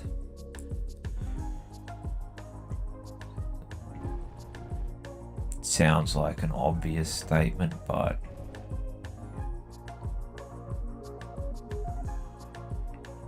just looking for the next nearest rock to fly over to, because I don't think there's anything on this one. Actually, we can just, we got to reset our camera. Camera 2 it is, so go into this. Camera 2 to there, view. Now if we hit 3, we can zoom in again. Still haven't set that turret up that I was talking about before. In fact, we might work out the positioning for it. Because yeah, like that would definitely be an improvement. I think we'll go over to this chunk of rocks over here and let's have a look at putting that turret in. So yeah, we'll just burn over to this a little bit.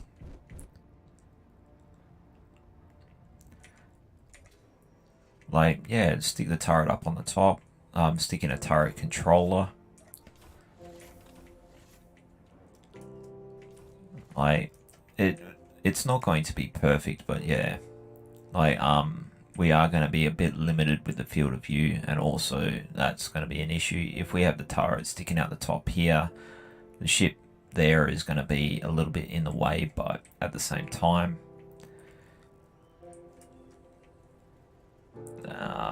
I see another problem. If I wanted to go straight up from this cargo container straight up the middle there, that's going to be problematic.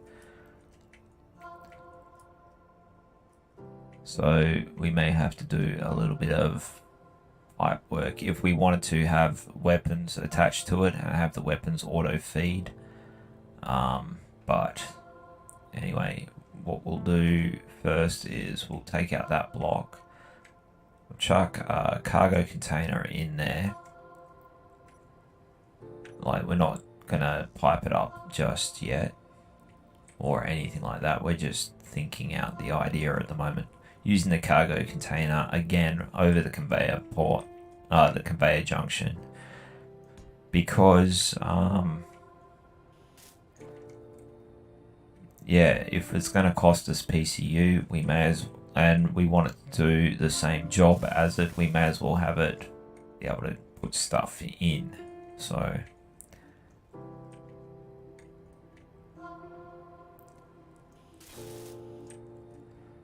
now we want a rotor.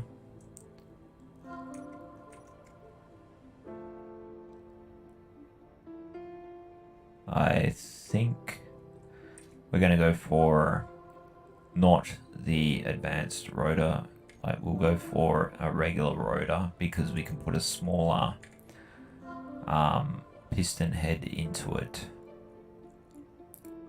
Like, we're going to want to put a different sized piston or a rotor head on.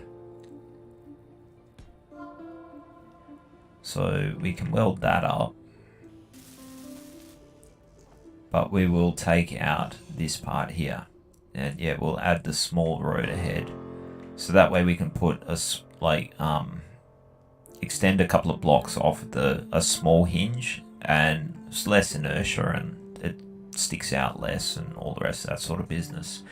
So yeah, we'll just I'll demonstrate as we go. So it's also handy if you want to use small grid blocks on a large grid. You would use a rotor for setting that up. You can do it with hinges as well. I have seen it done with hinges. Can we get to that? Yes, we can get to that. Okay, so we go to the rotor, and we can add a small rotor head, which sounds silly, but there is a reason we want to use small grid blocks, because large grid blocks they do have a lot of mass and stuff, and it can make this seem or feel very jerky and jittery and shit. So we'll add a small block, we'll raise it up a little bit, and then we'll put a hinge on top of that. Like, this is not piped up. If we wanted to actually put a gun here, we'd use an advanced rotor because we can pass stuff through the conveyor tube. The reason why I put the cargo container there is we may want to change this later. So that's one less thing that we have to do.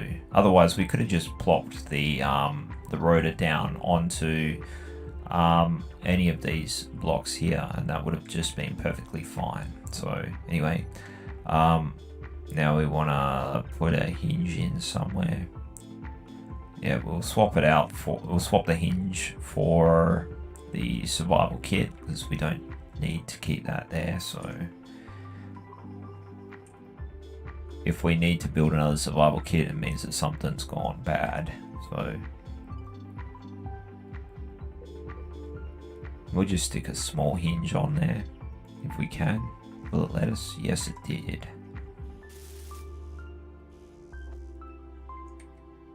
Now there's two parts to the hinge, same as there's two parts to the rotor. You can put, like, I have seen someone put a small hinge part into a large hinge. It's an interesting idea. Actually, I think that is a hinge part. That's not what we want, so we're going to take that off. I think I messed up. No, I didn't mess up. It just selected the wrong block. So there we go. We want the actual hinge. There we go. Now we got both parts of the hinge there.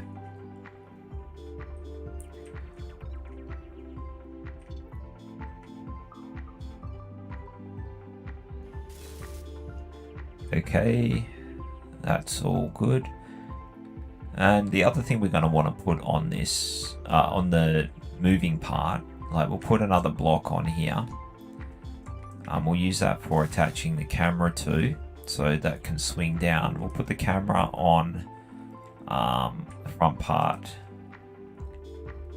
there. And we'll orient it that way. So weld that up.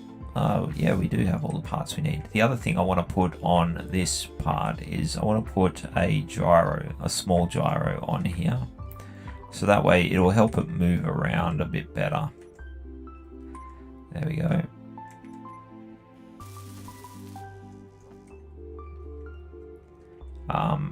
Yeah, it'll just assist with the movement of this like hinged part here, because I found that it tends to move a little bit slow.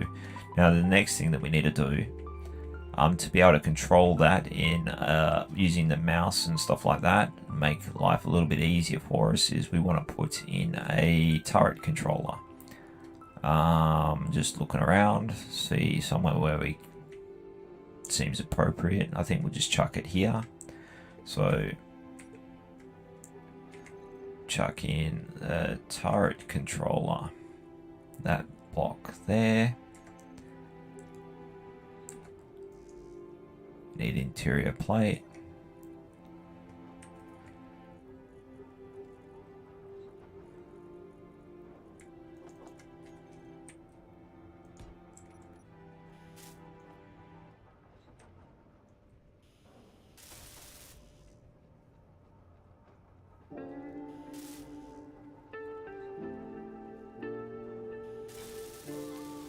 Alright, now let's go back into our control seat and we'll configure that up. Actually, something we should have a look at, probably completely passed. Yeah, we have. Well, kind of got distracted with making this camera thing, so.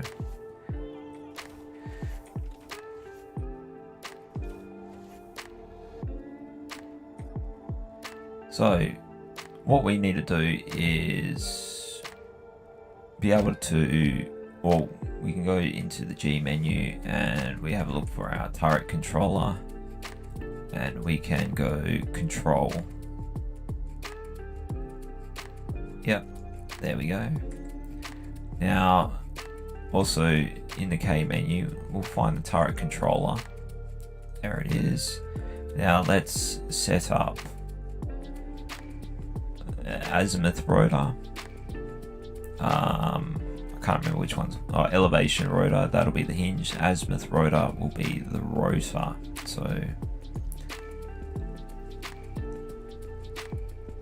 So elevation up and down, azimuth side to side sort of thing. And assigned cameras, I don't know which camera is which. So let's, they're both calling themselves camera 2. That's annoying. So we will go into here. Okay, one of our camera 2s. And we got a camera. I suspect that, actually, if we have a look, we see we've got a gyroscope, a single gyroscope, that color. So I think if we rename that one camera turret, I'm taking a guess, but we'll see how we go. Okay, we go back to our turret controller.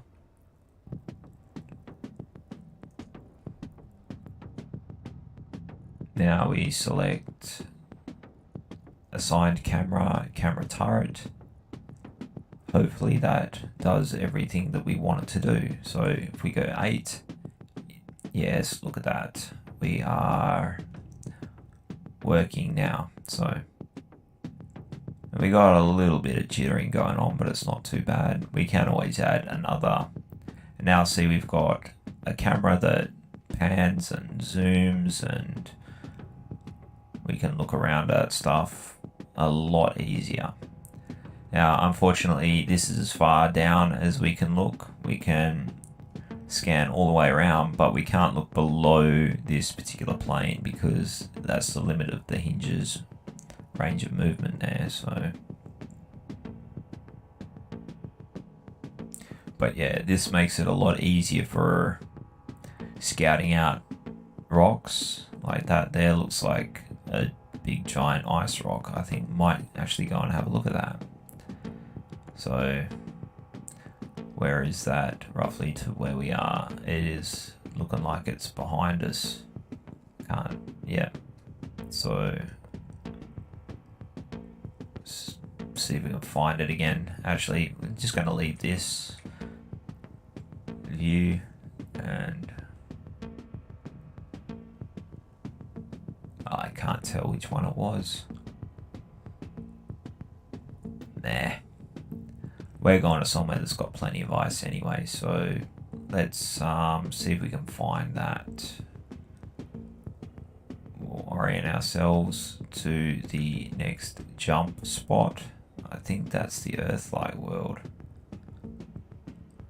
So we don't want to go that way.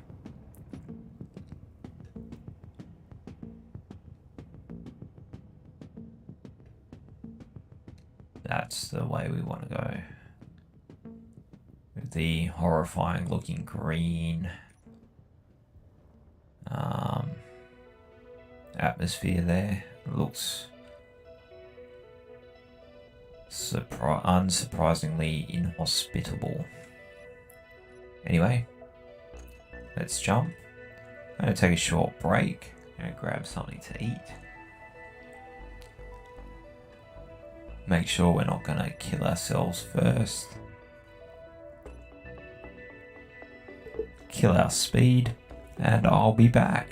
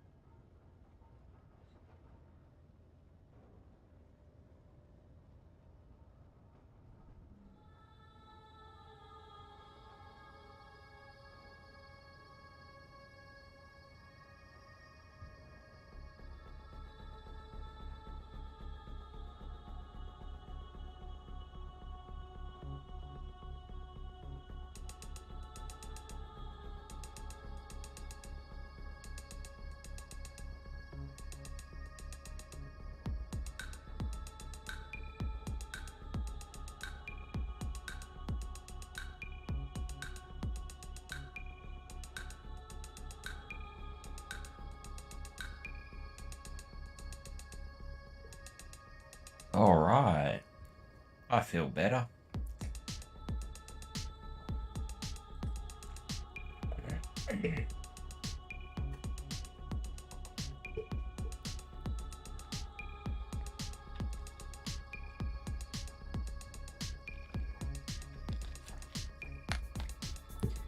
How about you? How are you all feeling? Well, bumping keys, some reaching for my drink. Non-alcoholic, in case anybody is wondering. Anyway, We are fast getting closer to our destination. So, not as many challenges are going to be faced this time with the landing, because we are much better prepared for it, as well as we've done it one time already with this particular ship in a similar sort of set of circumstances. There is weather on Titan. The atmosphere is thin, but it is still there, so ion engines don't work as well as they do on the moon. So that will present another series of issues. But what we will have is massive amounts of ice that's easy to get to. We can just set up a massive drilling rig to bore out an enormous amount of ice and then pick up the whole thing, like the whole ship, and just move it to another spot. The other thing that we have there is easy to find and relatively large deposits of platinum. Gold is the same as it is anywhere on a planet. There is a lot of stone in it. So what we can do is, if we find a deposit that we want to drill out, we just have to set our drills up so we can go deep enough, and we can bore all the way down to where that particular deposit is, and just throw out the stone. So we can get like good reserve of gold and platinum up there as well while we're there. So that would be of a great benefit to us as well. So I think we'll just focus on like setting up a good mining rig on the ship once we get there. And also, set up the little Scout as a better welding ship. Whether or not we add some atmospheric thrusters to it, which is probably a good idea. We'll chuck a cockpit on there so we can actually pilot the thing from within it. We don't have to worry about connection issues or any of those other dramas that I had before. We can finish welding up the outside of our ship, but also use it to work on other things. And if we do want to grind down any parts of the ship, we can just change out the welders for grinders on our welding ship, and that will make things a damn sight easier for us. So that is something positive to look forward to. What we might do whilst we're waiting for our jump drives to charge is see if we do have enough stuff built up for assembling another one, because if we can increase our jump range, we can get there quicker. That's a positive outcome, I think. So pick our jump drive and we'll just chuck it on like next to the other one that we've already got there.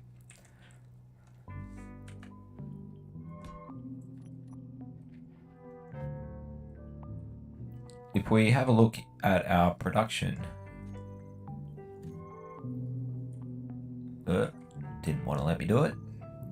Okay, it looks like we finished everything off, so I think we should be able to weld up both of these jump drives. So because we did want to add two. Hang on a minute. I think I accidentally added it twice. Yes, I did.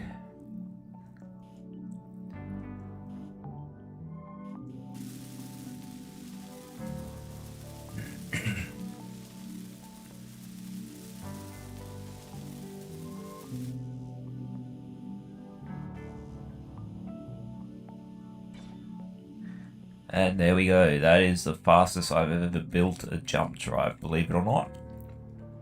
Like, using that welder on method worked a treat, and double clicking or just spam clicking the middle mouse button, that worked amazingly well for that, because these things, they do take a very, very long time to weld up or assemble, especially if you've got a lot of parts that you have to run to and from to go and pick up. So I highly recommend this method for assembling these things.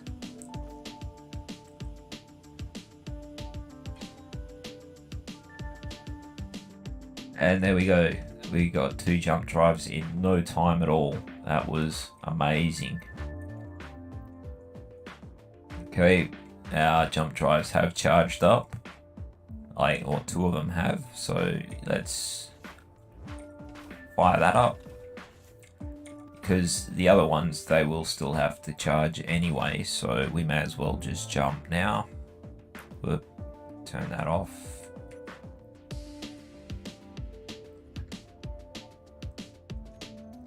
And for some odd reason,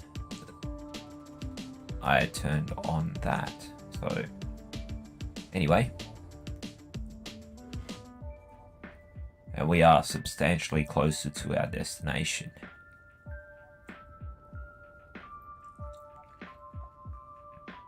In fact, I think we'll just start flying towards it.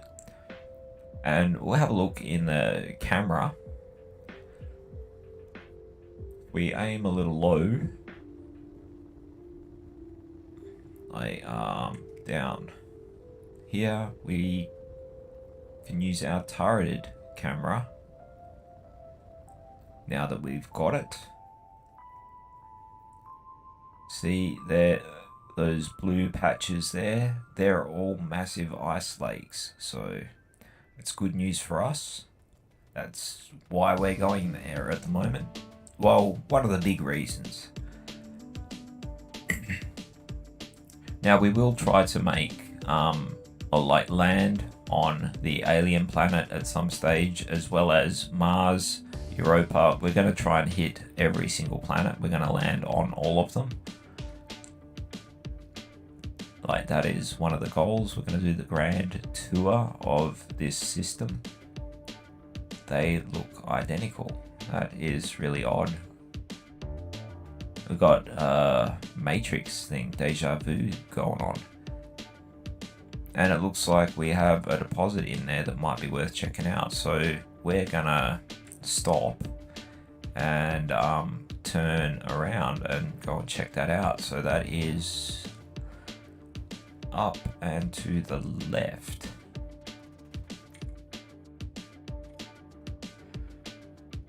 That is really odd though, that 2 identical spawns of asteroids like that I have not seen before.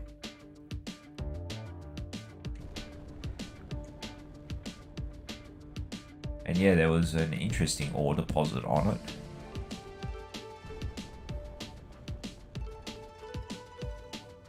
Interesting as in there was something that looked like it might have been of value to us. So just right there. Don't know what it is. And I wonder if it's exactly the same on the other one. Doesn't look like it. So maybe the way, it does look like they are almost exactly the same shape, but they don't necessarily have all the same ores spawned in them in the exact same spots. So that's interesting. Or at least I find it interesting.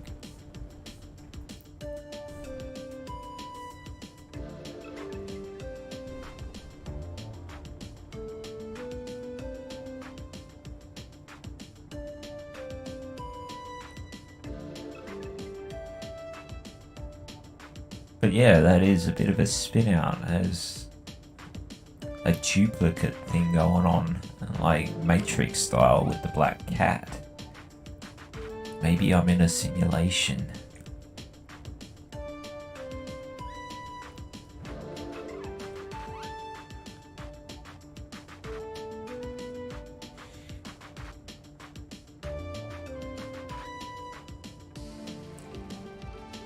Was it the same one, or was it just one that was very similar? I don't know, it could have been the same one.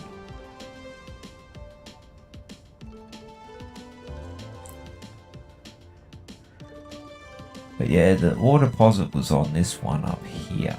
So that's what I'm more interested in. and I don't know if it's on the other one. So at least it looked like, yeah, it's still there. That looks like that might be gold. If it is, bonus.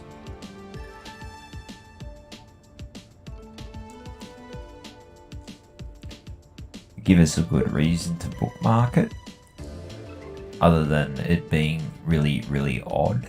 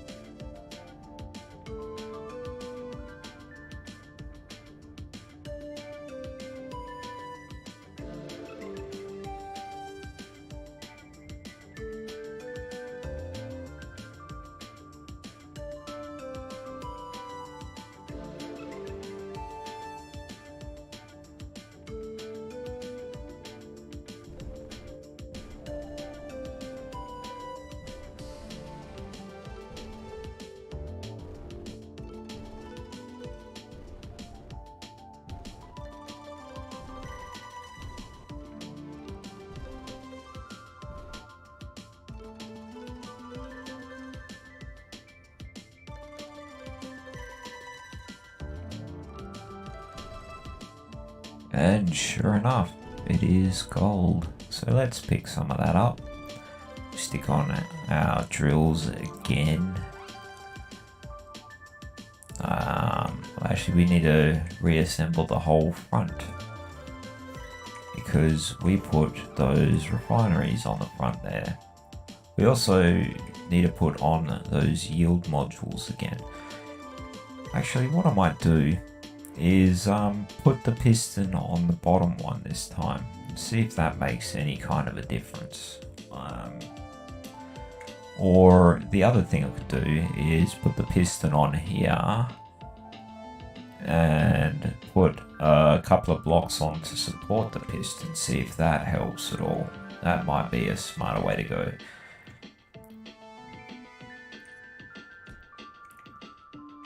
So grab a couple of regular light armor blocks, one like that, one like that.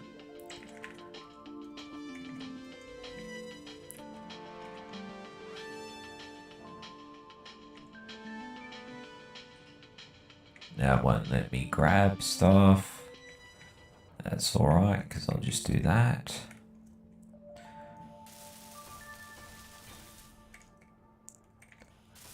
Alright, drill time. Drills.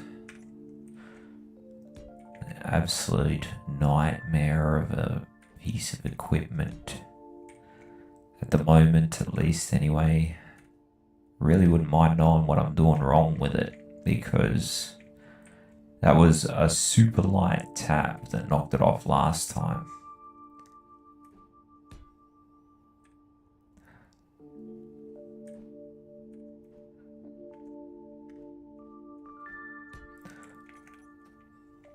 So yeah, if you're watching this and you do know what I'm doing wrong as far as that silly drill goes, or why I keep knocking them off, that, like, other than, you know, I'm hitting it too hard, because that's my assumption, but,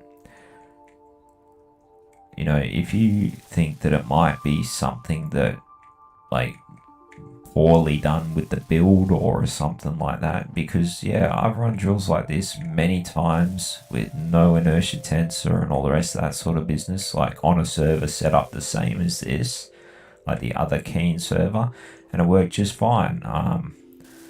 There was a lot more give. The drills didn't break off anywhere near as easily as what they have been on this particular one, so I don't know what's going on. Yeah, if you have any answers, let me know why one is so drastically different from the other, and yet they appear to be set up the same. So, but yes, it has been a mighty frustrating experience with those drills. So, we gotta reset up all of our stuff with the pistons. So, add that back into there, reverse, and let's jump into our camera view, extend our piston out. I mean, it was a different ship, so that is a fair call. The ship was configured like a fair bit differently, and I think I ended up putting it lower down. Actually, no, I know what I've done here. It is cycling through to a different camera. There we go. So, I was thinking, geez, that's a long way off.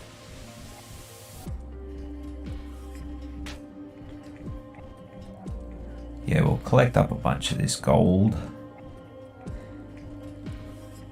And in fact, what we'll do first is we will set the GPS. So, new from current position.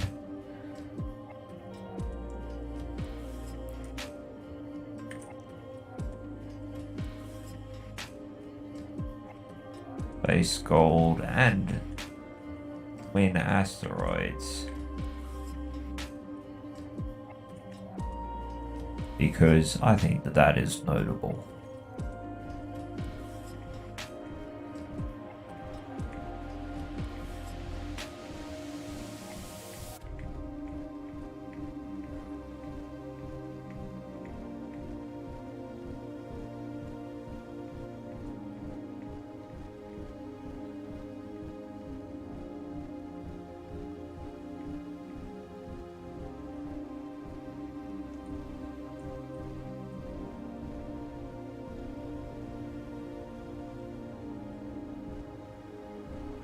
Now we don't really need to collect a lot of gold at the moment because we do have a lot already processing still, I think.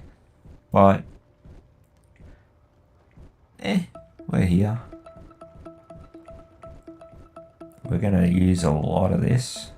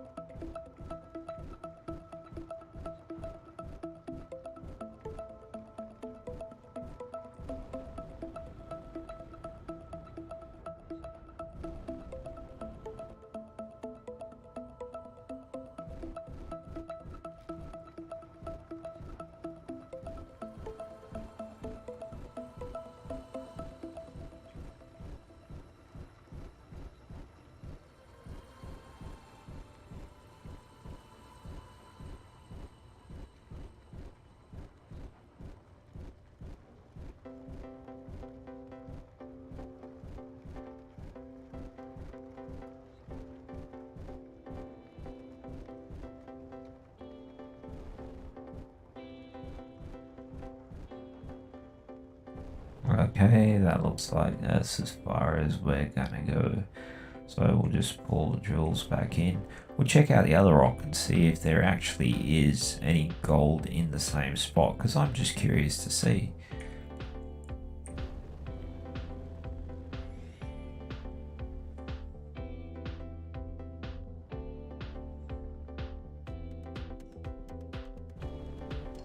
What would be better is if there is something else there, like in the same spot, like uranium. That would be awesome.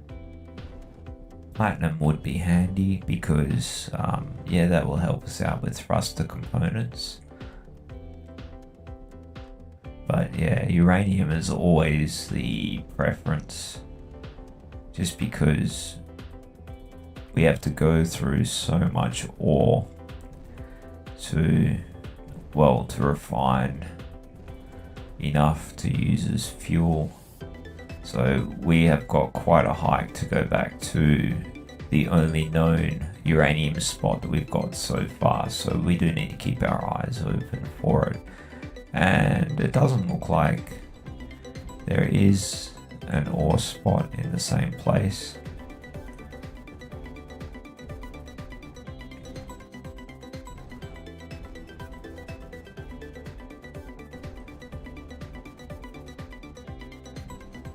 Oh, what's that? Is that an ore spot?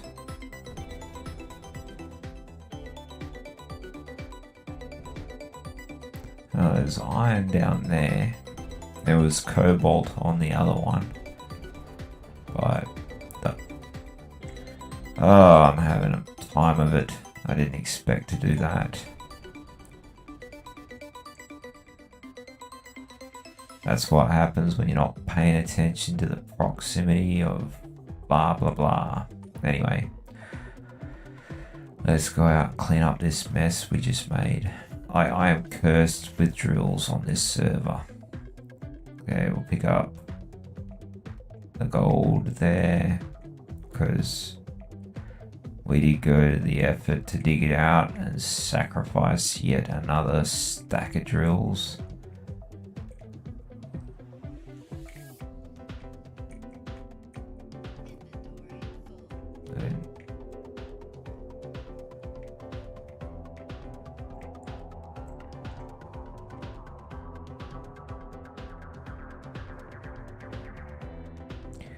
That was very, very stupid. And I don't know where they went. Oh well. But we do need to get rid of these. And also we need to repair this refinery by the look of things. Yep. And that camera. So stick that on build planner and that. Oh, we actually lost an entire refinery. How dumb was that? Okay, I am gonna grind down the drills and recover them this time just because, well, don't have to, but try to recover some of their resources, even though I've just dropped some.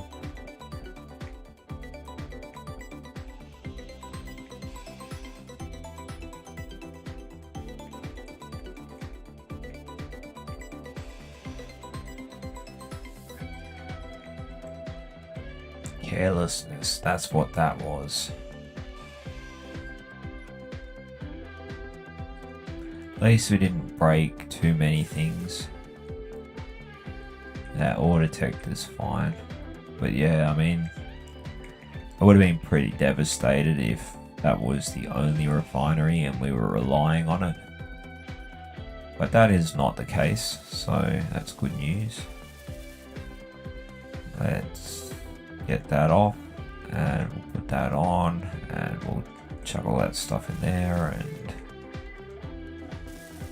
like, it's just a pain.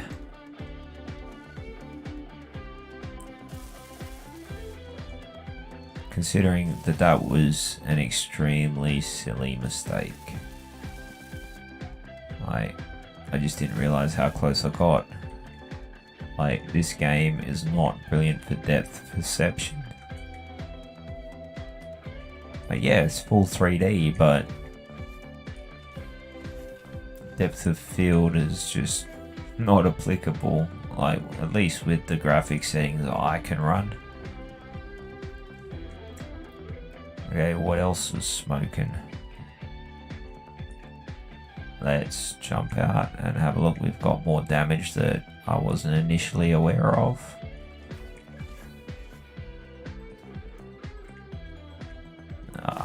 One of the yield modules here is a bit stuffed.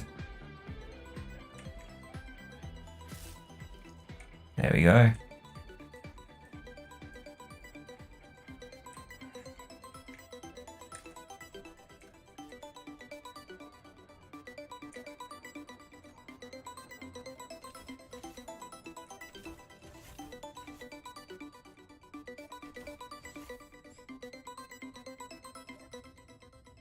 Alright, let's get back underway. We've had our sticky beak as well as broke something in the process.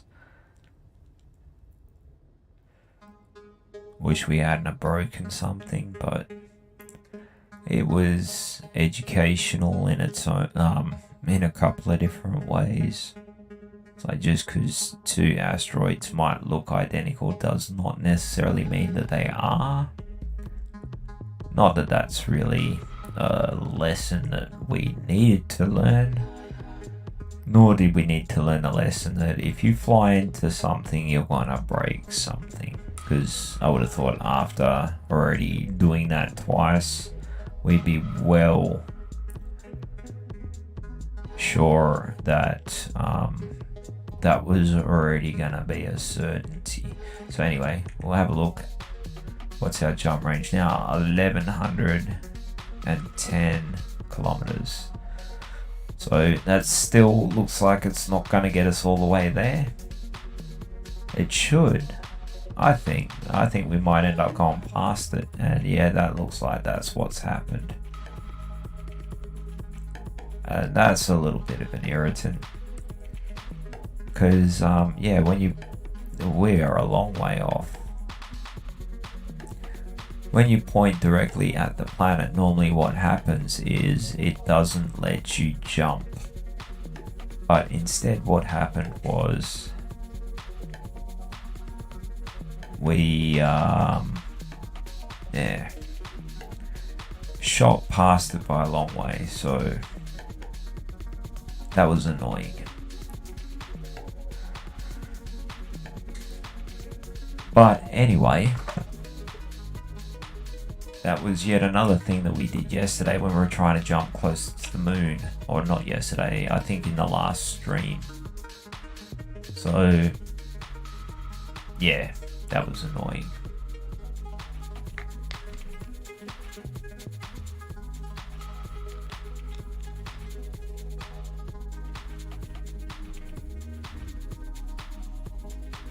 So, let's just head back. Might as well. Well, we know that it is less than 1,000 or 1,100 kilometers. So what we can do as well is lower our, or actually we've got to add all of our jump drives to the group so we can lower them all together.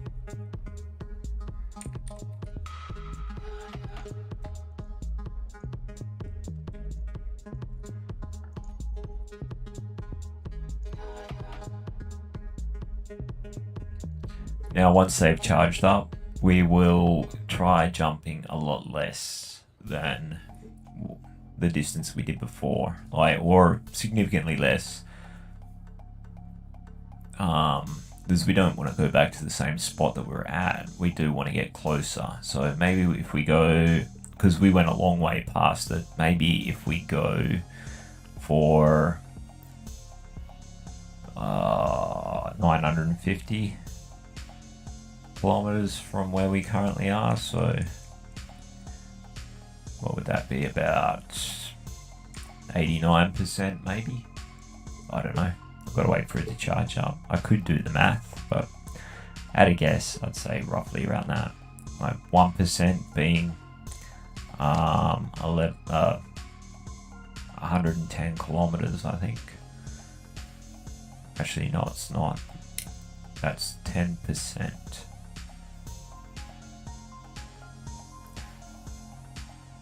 1% would be 11 or so kilometers. Jeez, orders of magnitude are out by a lot today.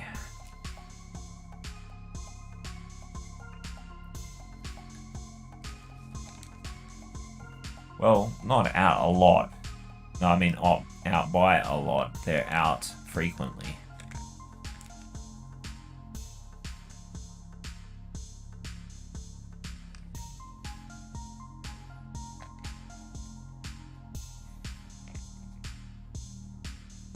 Add 1 and 2 zeros in front of that number and you got yourself a deal.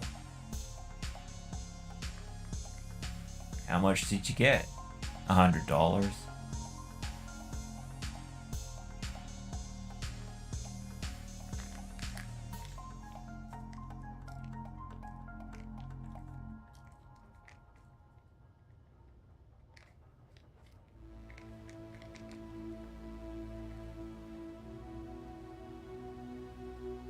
I miss Futurama. Such an amazing show. Apparently it's they're making a new season to it.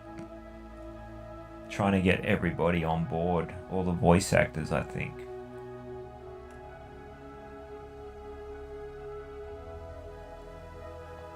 Now, I've heard rumours, and one of those rumours is apparently John DiMaggio, the voice of Bender, is one of those that is not doing it, which I think is unfortunate. I think he's a great voice actor, and also the character of Bender is extremely iconic. You could not do Futurama without Bender, and I don't think you can get anybody else to properly voice Bender.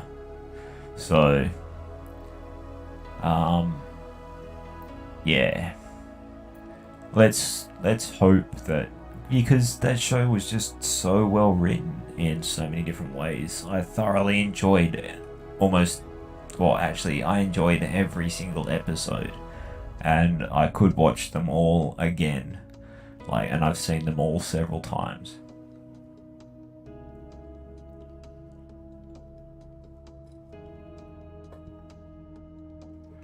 So yeah, hopefully, it'd be interesting to see what they come up with, for new episodes. Or even if they were to do, a special, the Wild Green Yonder, I think it was called. Or any of the other long feature specials that they did, that they later turned into the start of seasons. They broke them up into episode lengths.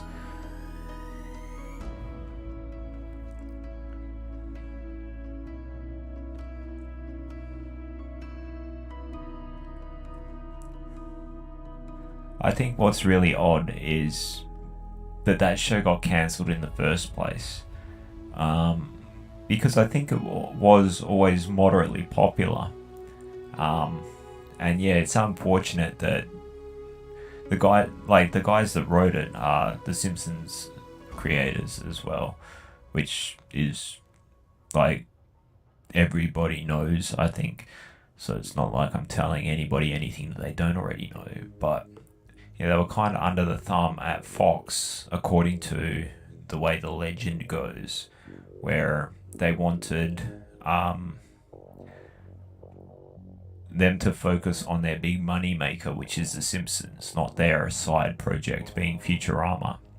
Although the Simpsons guys, Matt Groening and that, they've also done other stuff like Disenchantment, which I thought was pretty entertaining as well. It was nowhere near as good as Futurama in my opinion, but it is an opinion.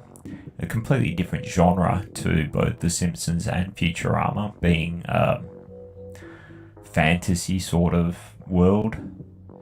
But you could still see elements of the sci-fi stuff that you get out of Futurama out of it, which I thought was also a bit of a curiosity. Anyway, it looks like our jump drives have charged, and I was close with my guess at 89%, because that looks like it's put us up to 1,000 kilometers, or put us down to. So we'll drop it down to about there, 85%. There we go. So we'll jump there, see if we get better, closer to being in the ballpark. Because, yeah, we kind of smacked it out of the grounds with the last one. Oh, and I think we're jumping towards Mars instead of Titan. Like an idiot, I think I've gone and botched it up again. Oh no, there we go. We are definitely closer. So let's just fly towards it now. We'll see how we go.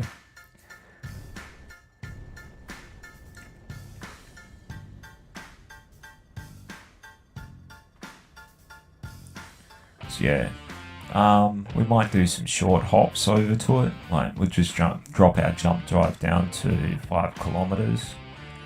So once it's charged, we can do 5k jumps, several times. So, but yeah, it's got to charge up first, and it recharges fairly fast. From only doing a 1% jump or 5k jump, So yeah, we can repeat that and just bump it closer rather than having to fly at 100 meters a second, which is painfully slow.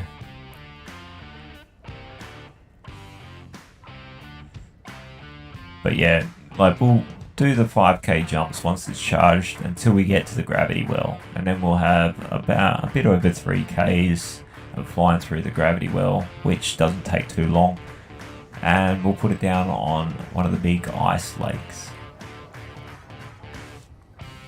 We'll have plenty of space to move. It'll be nice and flat. We can just drop it down and set up an ice harvesting base or attachment.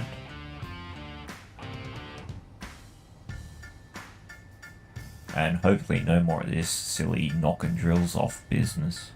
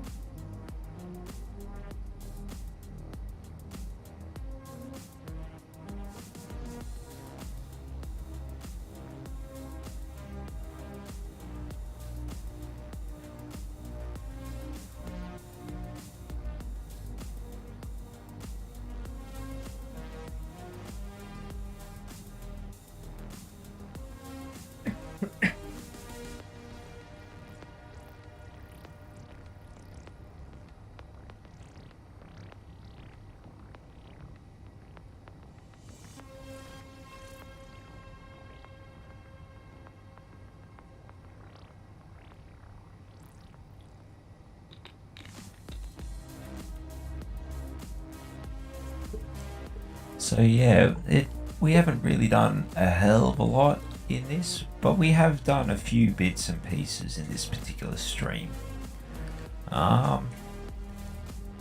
We do have a damaged part somewhere. Looks like one of our other refinery is a bit stuffed. I just noticed there it was smoking. So let's go fix that up. I thought I checked them, but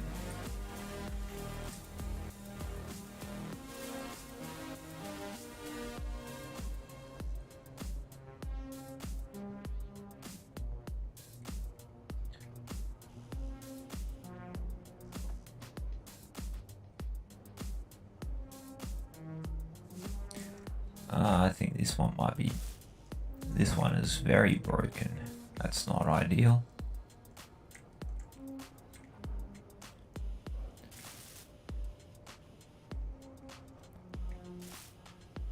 That one is a bit broken as well, so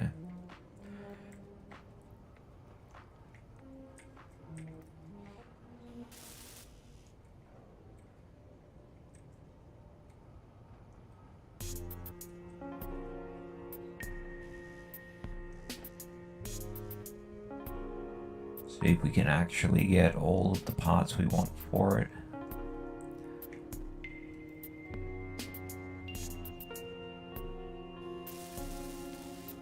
Yeah, there was a lot of extra damage. Maybe subgrid damage is turned on this one. Maybe that's what's causing the grief. So that's alright, that's alright. That one's all good now. What about all of our yield modules? Are they all green? Yeah.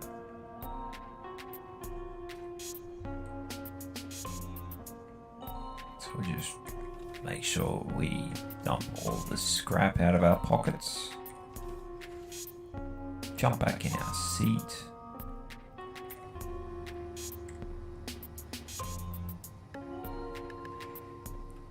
Yeah, you can get a better view now of all the ice lakes that are here. I still can't see them super clearly. It looks like there's a lot of bases there as well. That looks like that could be a base as well as that. I could be mistaken. They could just be rocks or something, but it'd be interesting to check out, that's for sure. I think they might just be rocks.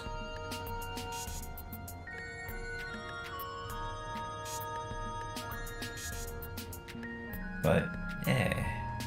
Anyway, we can jump 6 kilometers. So we're going to do that. And we're going to keep doing that to try and get a little bit closer in.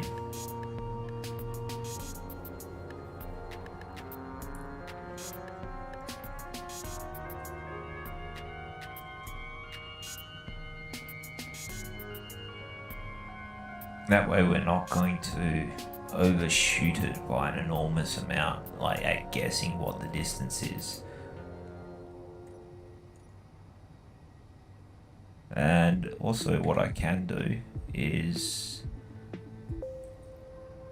because it is still taking a little bit of time for those jump drives to charge for whatever reason. What do we got? If we stick jump drive 1 there, we go jump, 2 there, jump, 3 there, jump, and 4 there. We can like go through all of them. So we'll go 4 again. We should be able to, yep. And that just gives them all, because we're only using 1 at a time when we jump such a short distance, and it's got to recharge by 5%. And yeah, we can't jump into the natural gravity field, so we're within 5 Ks of the gravity field. So let's just scope it out, make sure there's no one down there. We can't see any obvious voxel damage, so looks like there something might have happened there. There's a big ore deposit there. Looks like something may have happened there and there. And also there. I could be wrong, but that's what it sort of looks like. And it looks like something may have happened over here too, but that could just be a shadow.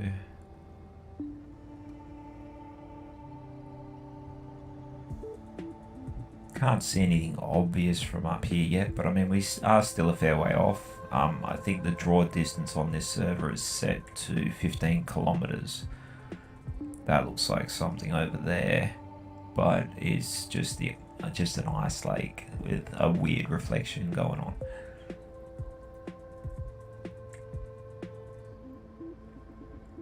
It is... Oh, we've discovered the secret conglomerate. Wonder where that is. That's probably an NPC station. It's 19 Ks away. So that is something that we could go and check out later, but we'll just pick our landing spot now. Any of these ice lakes are going to be, like, they're not going to be super deep, but we want to try and go somewhere where nobody else is nearby. We've also discovered sovereign industry.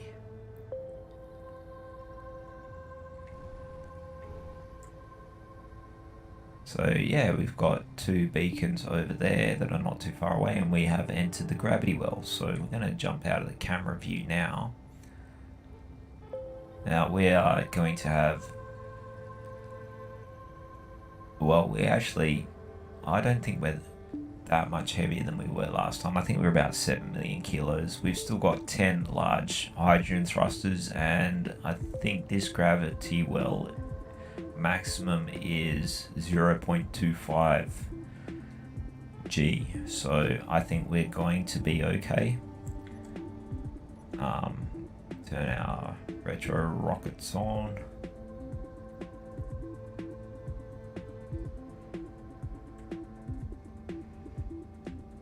Probably should have put those gyros on. I just kept forgetting to do it. So we'll do a little bit of a flare, wash off a forward momentum.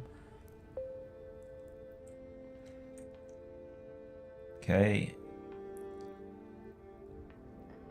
Still moving forward a bit. Okay, and we are holding steady. And we are at max gravity, and we can hover comfortably, so we can descend. Like I said, very much like the Earth Moon, except there is an atmosphere here, so that will affect ion engines a little bit.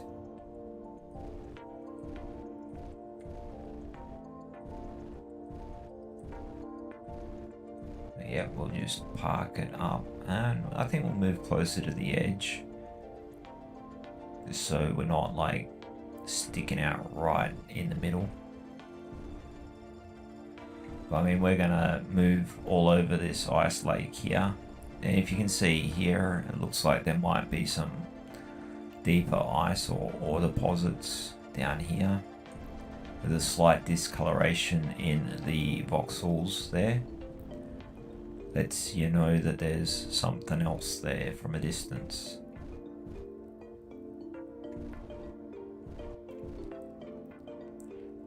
Yeah, I think that's good. And yeah, we might make ourselves. Oh, we'll have a look around later. We'll adjust. Like, we'll put some atmospheric thrusters on our now that we've landed. Probably should have landed a little bit flatter.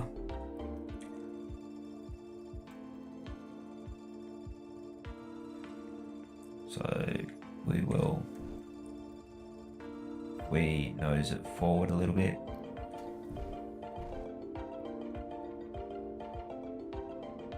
Just makes it a little bit more comfortable to walk around on.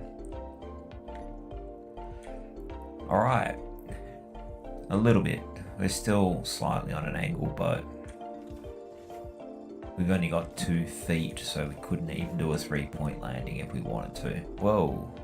And like an idiot, I go and shoot myself up into the roof there. Now, we are in a gravity well, so we are going to want to probably grab our hydrogen bottle if we're going to be flying around a bit. So we'll just do that now.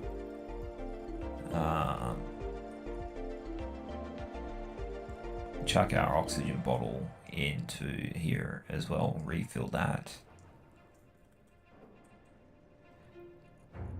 See if we can find our hydrogen bottle. It could be anywhere on the damn ship. There it is. And it's full. So, yeah, we'll get this little ship set up as a scout rather than a drone. Like, we'll still leave the radio on it, but yeah, we'll start modifying this a bit. So yeah, we'll get rid of these cameras and we'll take that off. And actually, I think this will be the first cockpit that we've actually built in the game. So we're not going to put another turret controller on for a while, so we'll swap out that with our cockpit block. If we put this one in here, we can cycle through all the available cockpits. So this one here is the vanilla one. It's got the connector, or the the conveyor port on the bottom. We could use it and stick it on the top there, but I feel that the other one, the industrial one, you get better visibility with. It's with the industrial DLC. pack, so like if you don't have it and you do want to replicate this build, although if I wanted to stick it on the top, I'd have to move that antenna, so that's another reason why this is the better spot for it.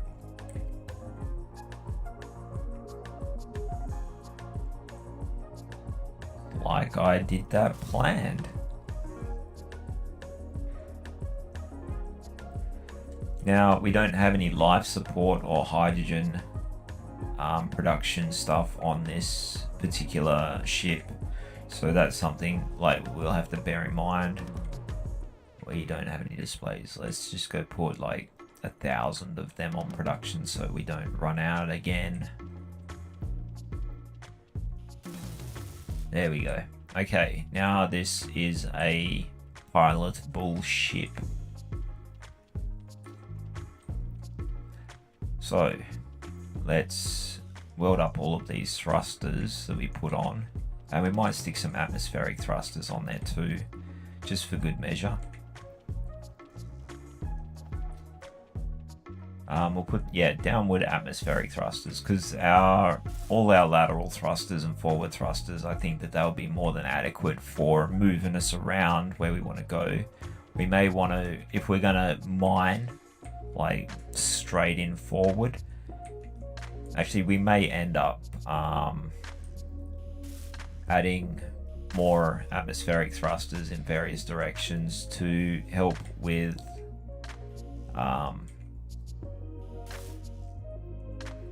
like, yeah, being able to maneuver around the ship when we want to weld it up, because that's one of the big things we're going to be doing with it. So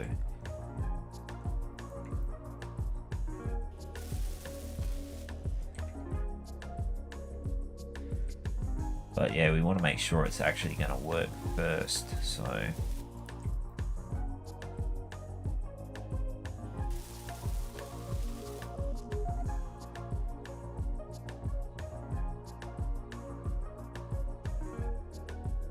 and again, like you could do this with a small grid. There are some benefits to having a little runabout craft as being a small grid. It is significantly lighter, but again, the other thing about it is the PCU cost. I can put a small cargo containers, large cargo containers, they're all the same PCU cost. Which is, like, on a server with that as a significant limitation, something you do need to keep in mind.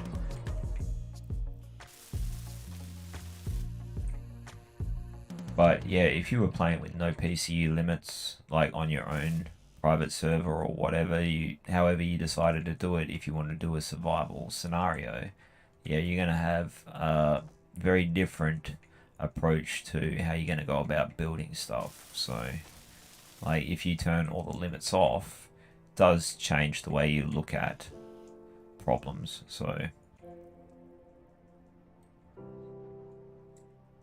okay, I think we're out of thruster components. I think we might chuck a bunch of those onto production as well.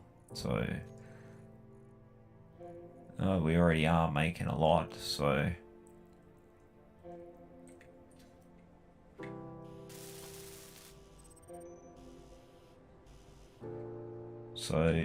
let's have a look at all our ion thrusters and gyros. We're going to rearrange all of this stuff later. I think I'll leave this particular setting as it is.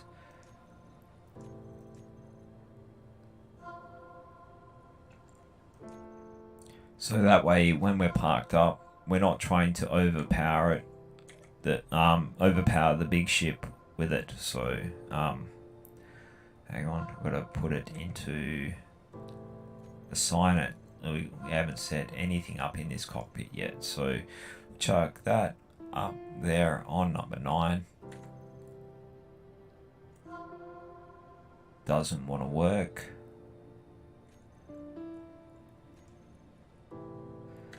I don't know why.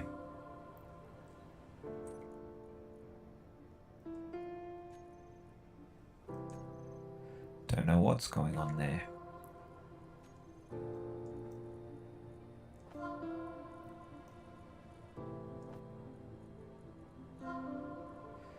That's really odd. Oh well. Figure it out later.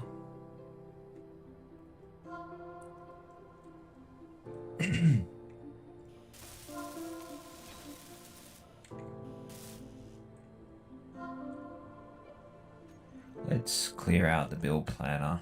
We'll try to stay a little bit more focused on particular components at a time. So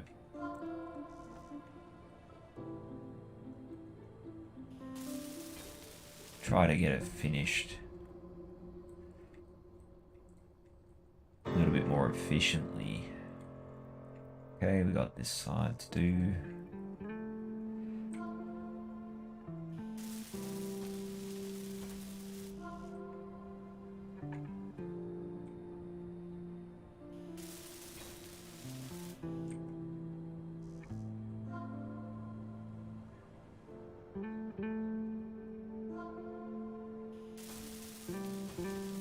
As I said before, like we could stick an O2H2 generator on this, so that way if we chuck ice into it, or we always have a little bit of ice in there, we can use that to generate oxygen for us, so we can, and also hydrogen, we can refill our hydrogen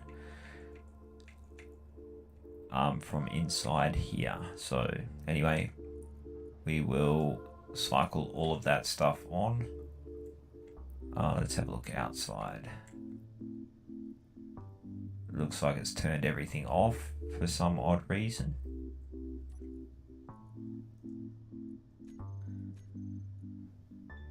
That's because I'm selecting the wrong thing.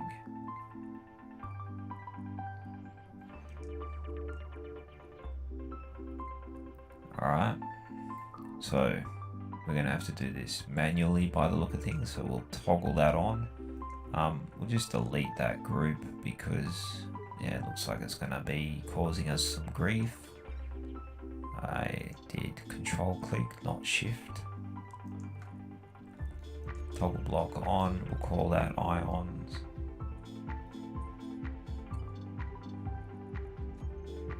Alright, now we've got all our ion thrusters on.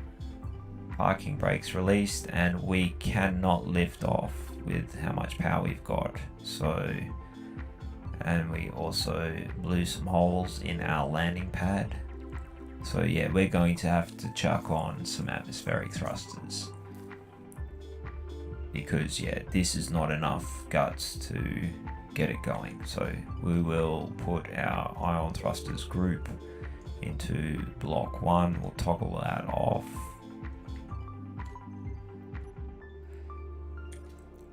So yeah, atmospheric thrusters, we are going to need a bunch of those.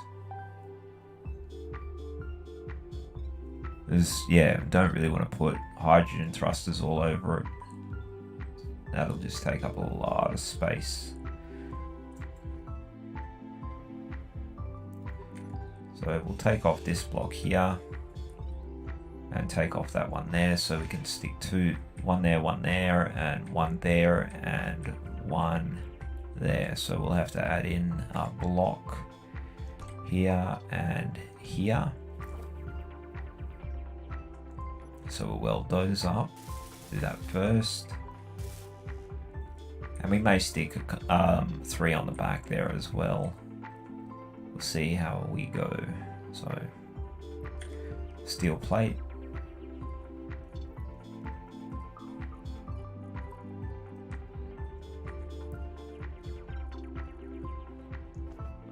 But I suspect we're going to need more than 4. Actually, we'll take out that.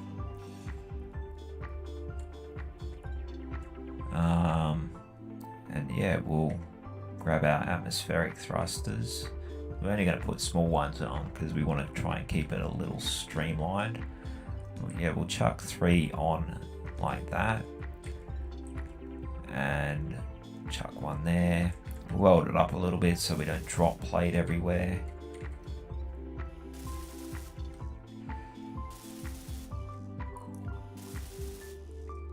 Pick up that one. and grind that out. So one there and another one there. See how that goes. So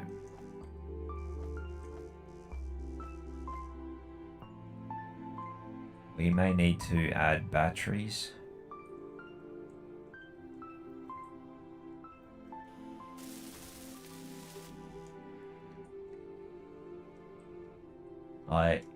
We do have that nuclear reactor there, but they do have their limitations. So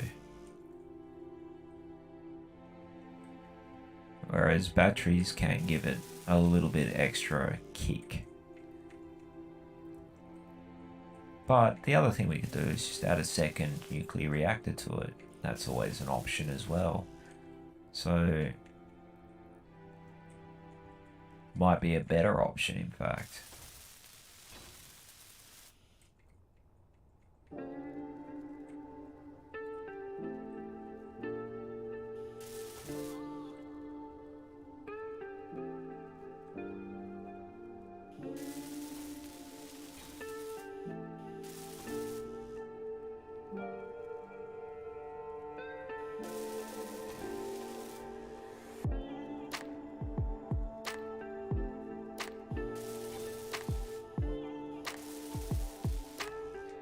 Now, something else to bear in mind is we are only running a quarter gravity. If we want to run this on the Earth-like world, we're going to have a much harder time with it. It will be a little bit more capable than it was before, but still in no way as capable as if we were to... There we go. We have got lift. But yeah, you can see the atmospheric thrusters, the ion thrusters here are quite appalling in their performance. So we are going to have to add some atmospheric thrusters for direction. Like, we've got 4 ion engines pushing their heart out, and we are not moving at anything I'd consider to be reasonable. So I think we'll take those top couple off, swap them out with atmospheric thrusters. We'll just park it on the ground here. We'll turn off those and we'll jump out. Yeah, these things work great in space. Well, they work well in space, but yeah, hopeless in any kind of atmosphere. For the moon, rather than stuff about with, well, obviously you can't use atmospheric thrusters. There's absolutely no atmosphere on the moon. So what we would have to do if we wanted to try to produce a solution is we'd have to go hydrogen thrusters. So anyway, atmospherics. We need to go in every direction there as well, so I don't have any steel plate.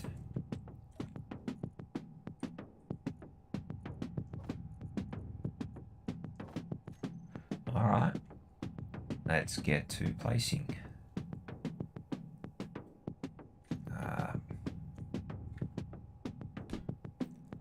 One there, and one there. And we'll stick one there. And it's not going to let me for some odd reason, because our antenna's in the way. Okay, so we're going to have to take this out, because this is actually... I think we're just going to have to work it a little bit differently. Since these ion engines are not really doing anything positive for us, we could always just yank them out. We'll take out the ore detector from where it is, take out that light, so we'll put out backwards. Atmospherics there.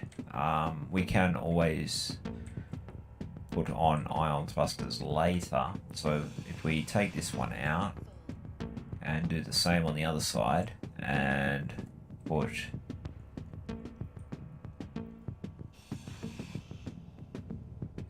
typical, dropped more steel plate. Alright, we can use it. So yeah, we will put a block here, like so. Weld that up as much as we can, and we'll stick 2 ion thrusters there. We won't worry about downward thrusters, although that could end up coming back to bite me in the butt, but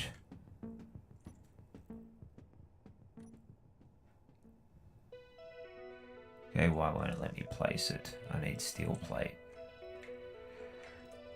Alright, steel plate.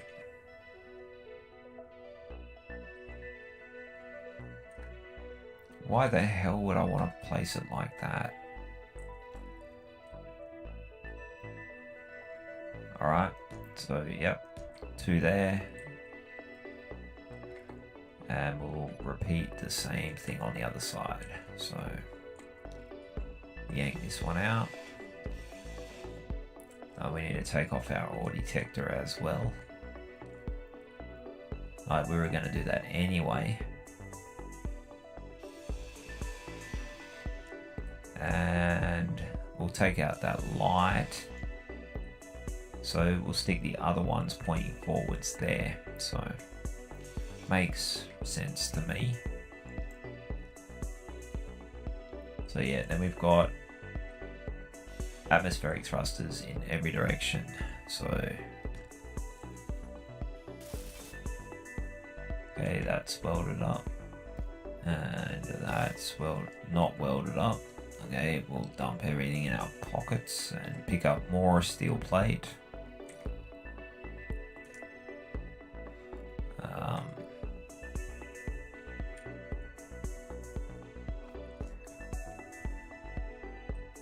Whoa, lagging a little bit there.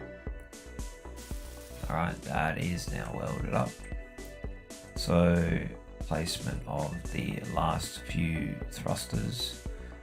Want one there, like that. One there, like that. And 2 in here. One there and one there. Alright. Now, we could take out the antenna and put a vertical one in. We don't really need to. Although we could set it up to run on autopilot and all of that business, but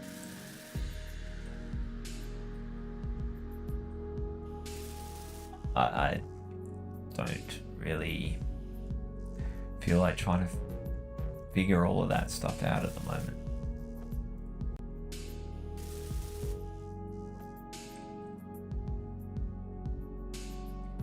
I don't know if I got all of them, but yeah, anyway.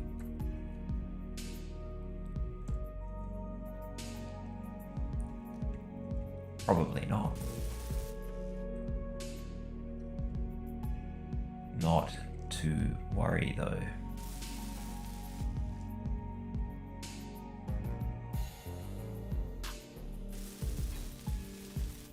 See, like, that's what I was saying before about the things with this game, is it's a constant evolution of an idea. This is completely changed from what its original intention was. Rather than chuck the whole thing out, which, you know, I could have done, what we've done instead is just adapt the idea and modify it and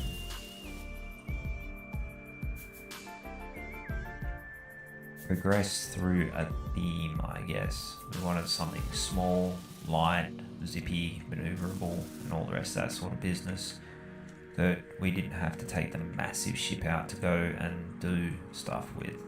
Like, mainly because we were running out of fuel at the time.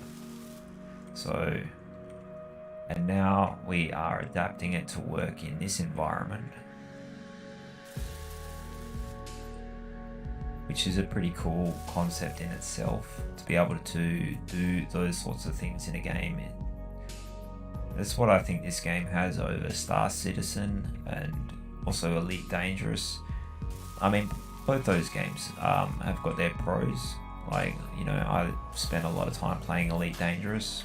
I haven't played Star Citizen though, but my brother raves about it all the time. I'm sure it's a good game. I think it might be a better game once it finally gets out of alpha or whatever it's currently in. I think it's comical how long it has been in development, but I think that's starting to become a part of the game itself. I think it was described as the meta game of Star Citizen, so, which, you know, can seem a bit harsh. I mean, this game has been developed constantly as well. Like when I first saw this game, when it was released in beta, was when I first tried it out.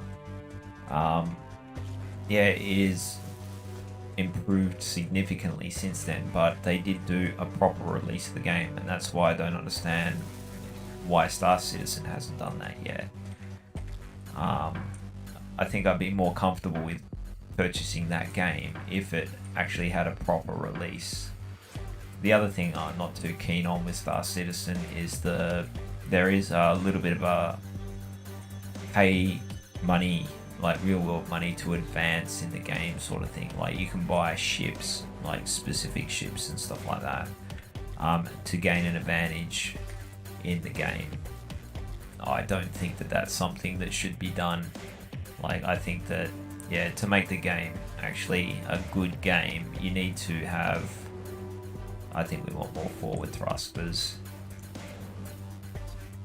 Yeah, definitely want more forward thrusters. So I think I might chuck a couple more of those on there.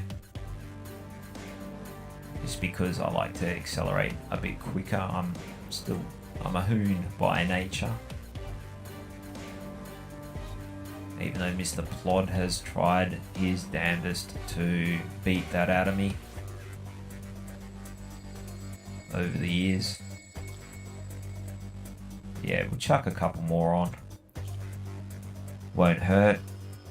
How are we going for time? We're getting close to the end of the stream, or the end of our 4 hours, and it is starting to hammer down with rain here, so it might get hard to hear. But what I might do is, in lieu of the rain, we have done a lot now. Like, we've modified this particular ship. We'll just finish this off, and we'll end the stream. We'll probably start another one up straight away, like I tend to. Like, try and get as much done in the day as I can with putting out this kind of stuff. Not that many people have watched it, if any, I don't think. But it does give me stuff to edit down later into more efficient tutorials or how-to guides sort of thing. That's the goal. And to make a more condensed sort of how to get started in a PvP server in survival mode for this game.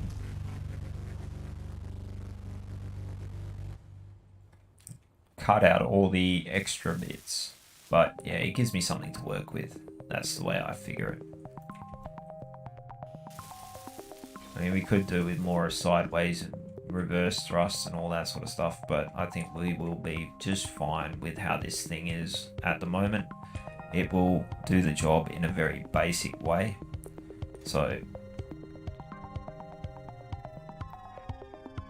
definitely got ample upwards thrust, and now we're moving along quite nicely. So we want to put an ore detector back on this, because yeah, there's no point in having a scout without detection equipment.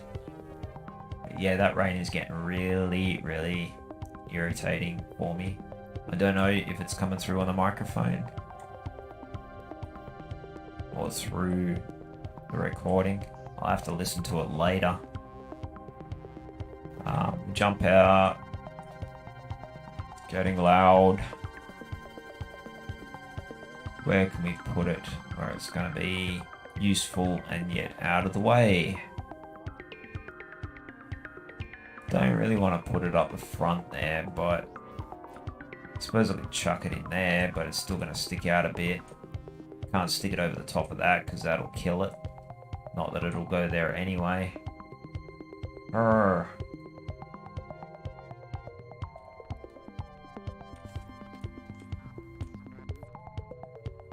Could stick it on the back.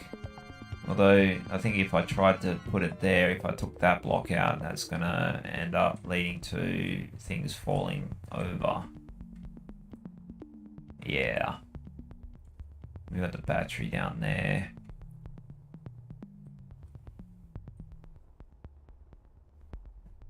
Well, that's a little annoying.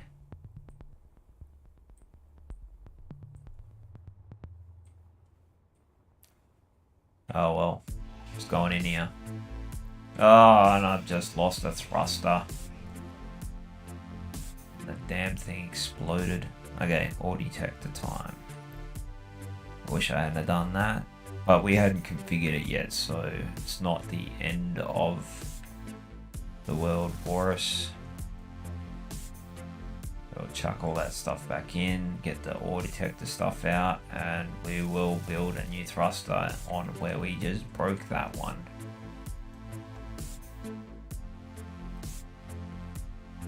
That was dopey.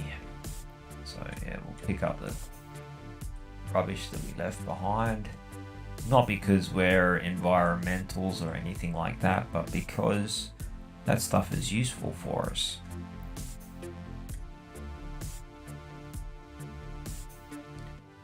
And of course, need more steel plate. Get rid of that scrap. Doesn't want to go anywhere. Now pick up steel plate. Alright, cool.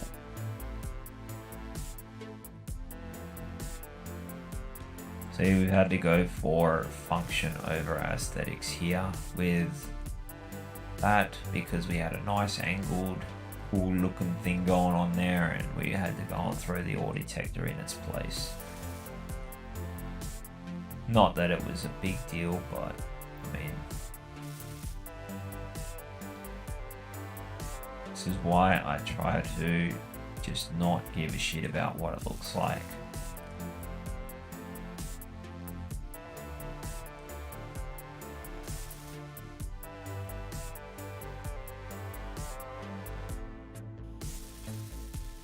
There we go. Alright, now we have the ore detector on, so we'll turn the ore detector up. Actually, yeah, we've got less than 10 minutes left before we hit the 4-hour mark, and I don't want to have to worry about having the front cut off or whatever, which I don't know if that still happens, but yeah, we'll just take it for a quick zip.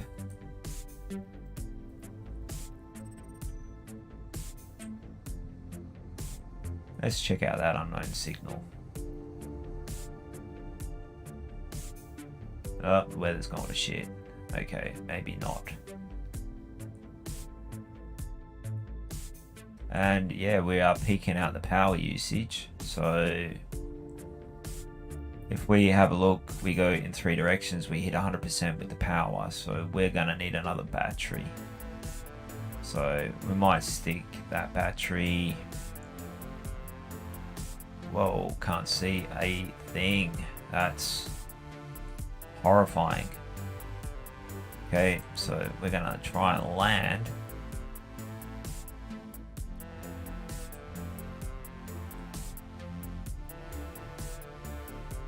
Complete visibility failure. That's pretty intense. There goes our test flight. Cancelled due to weather.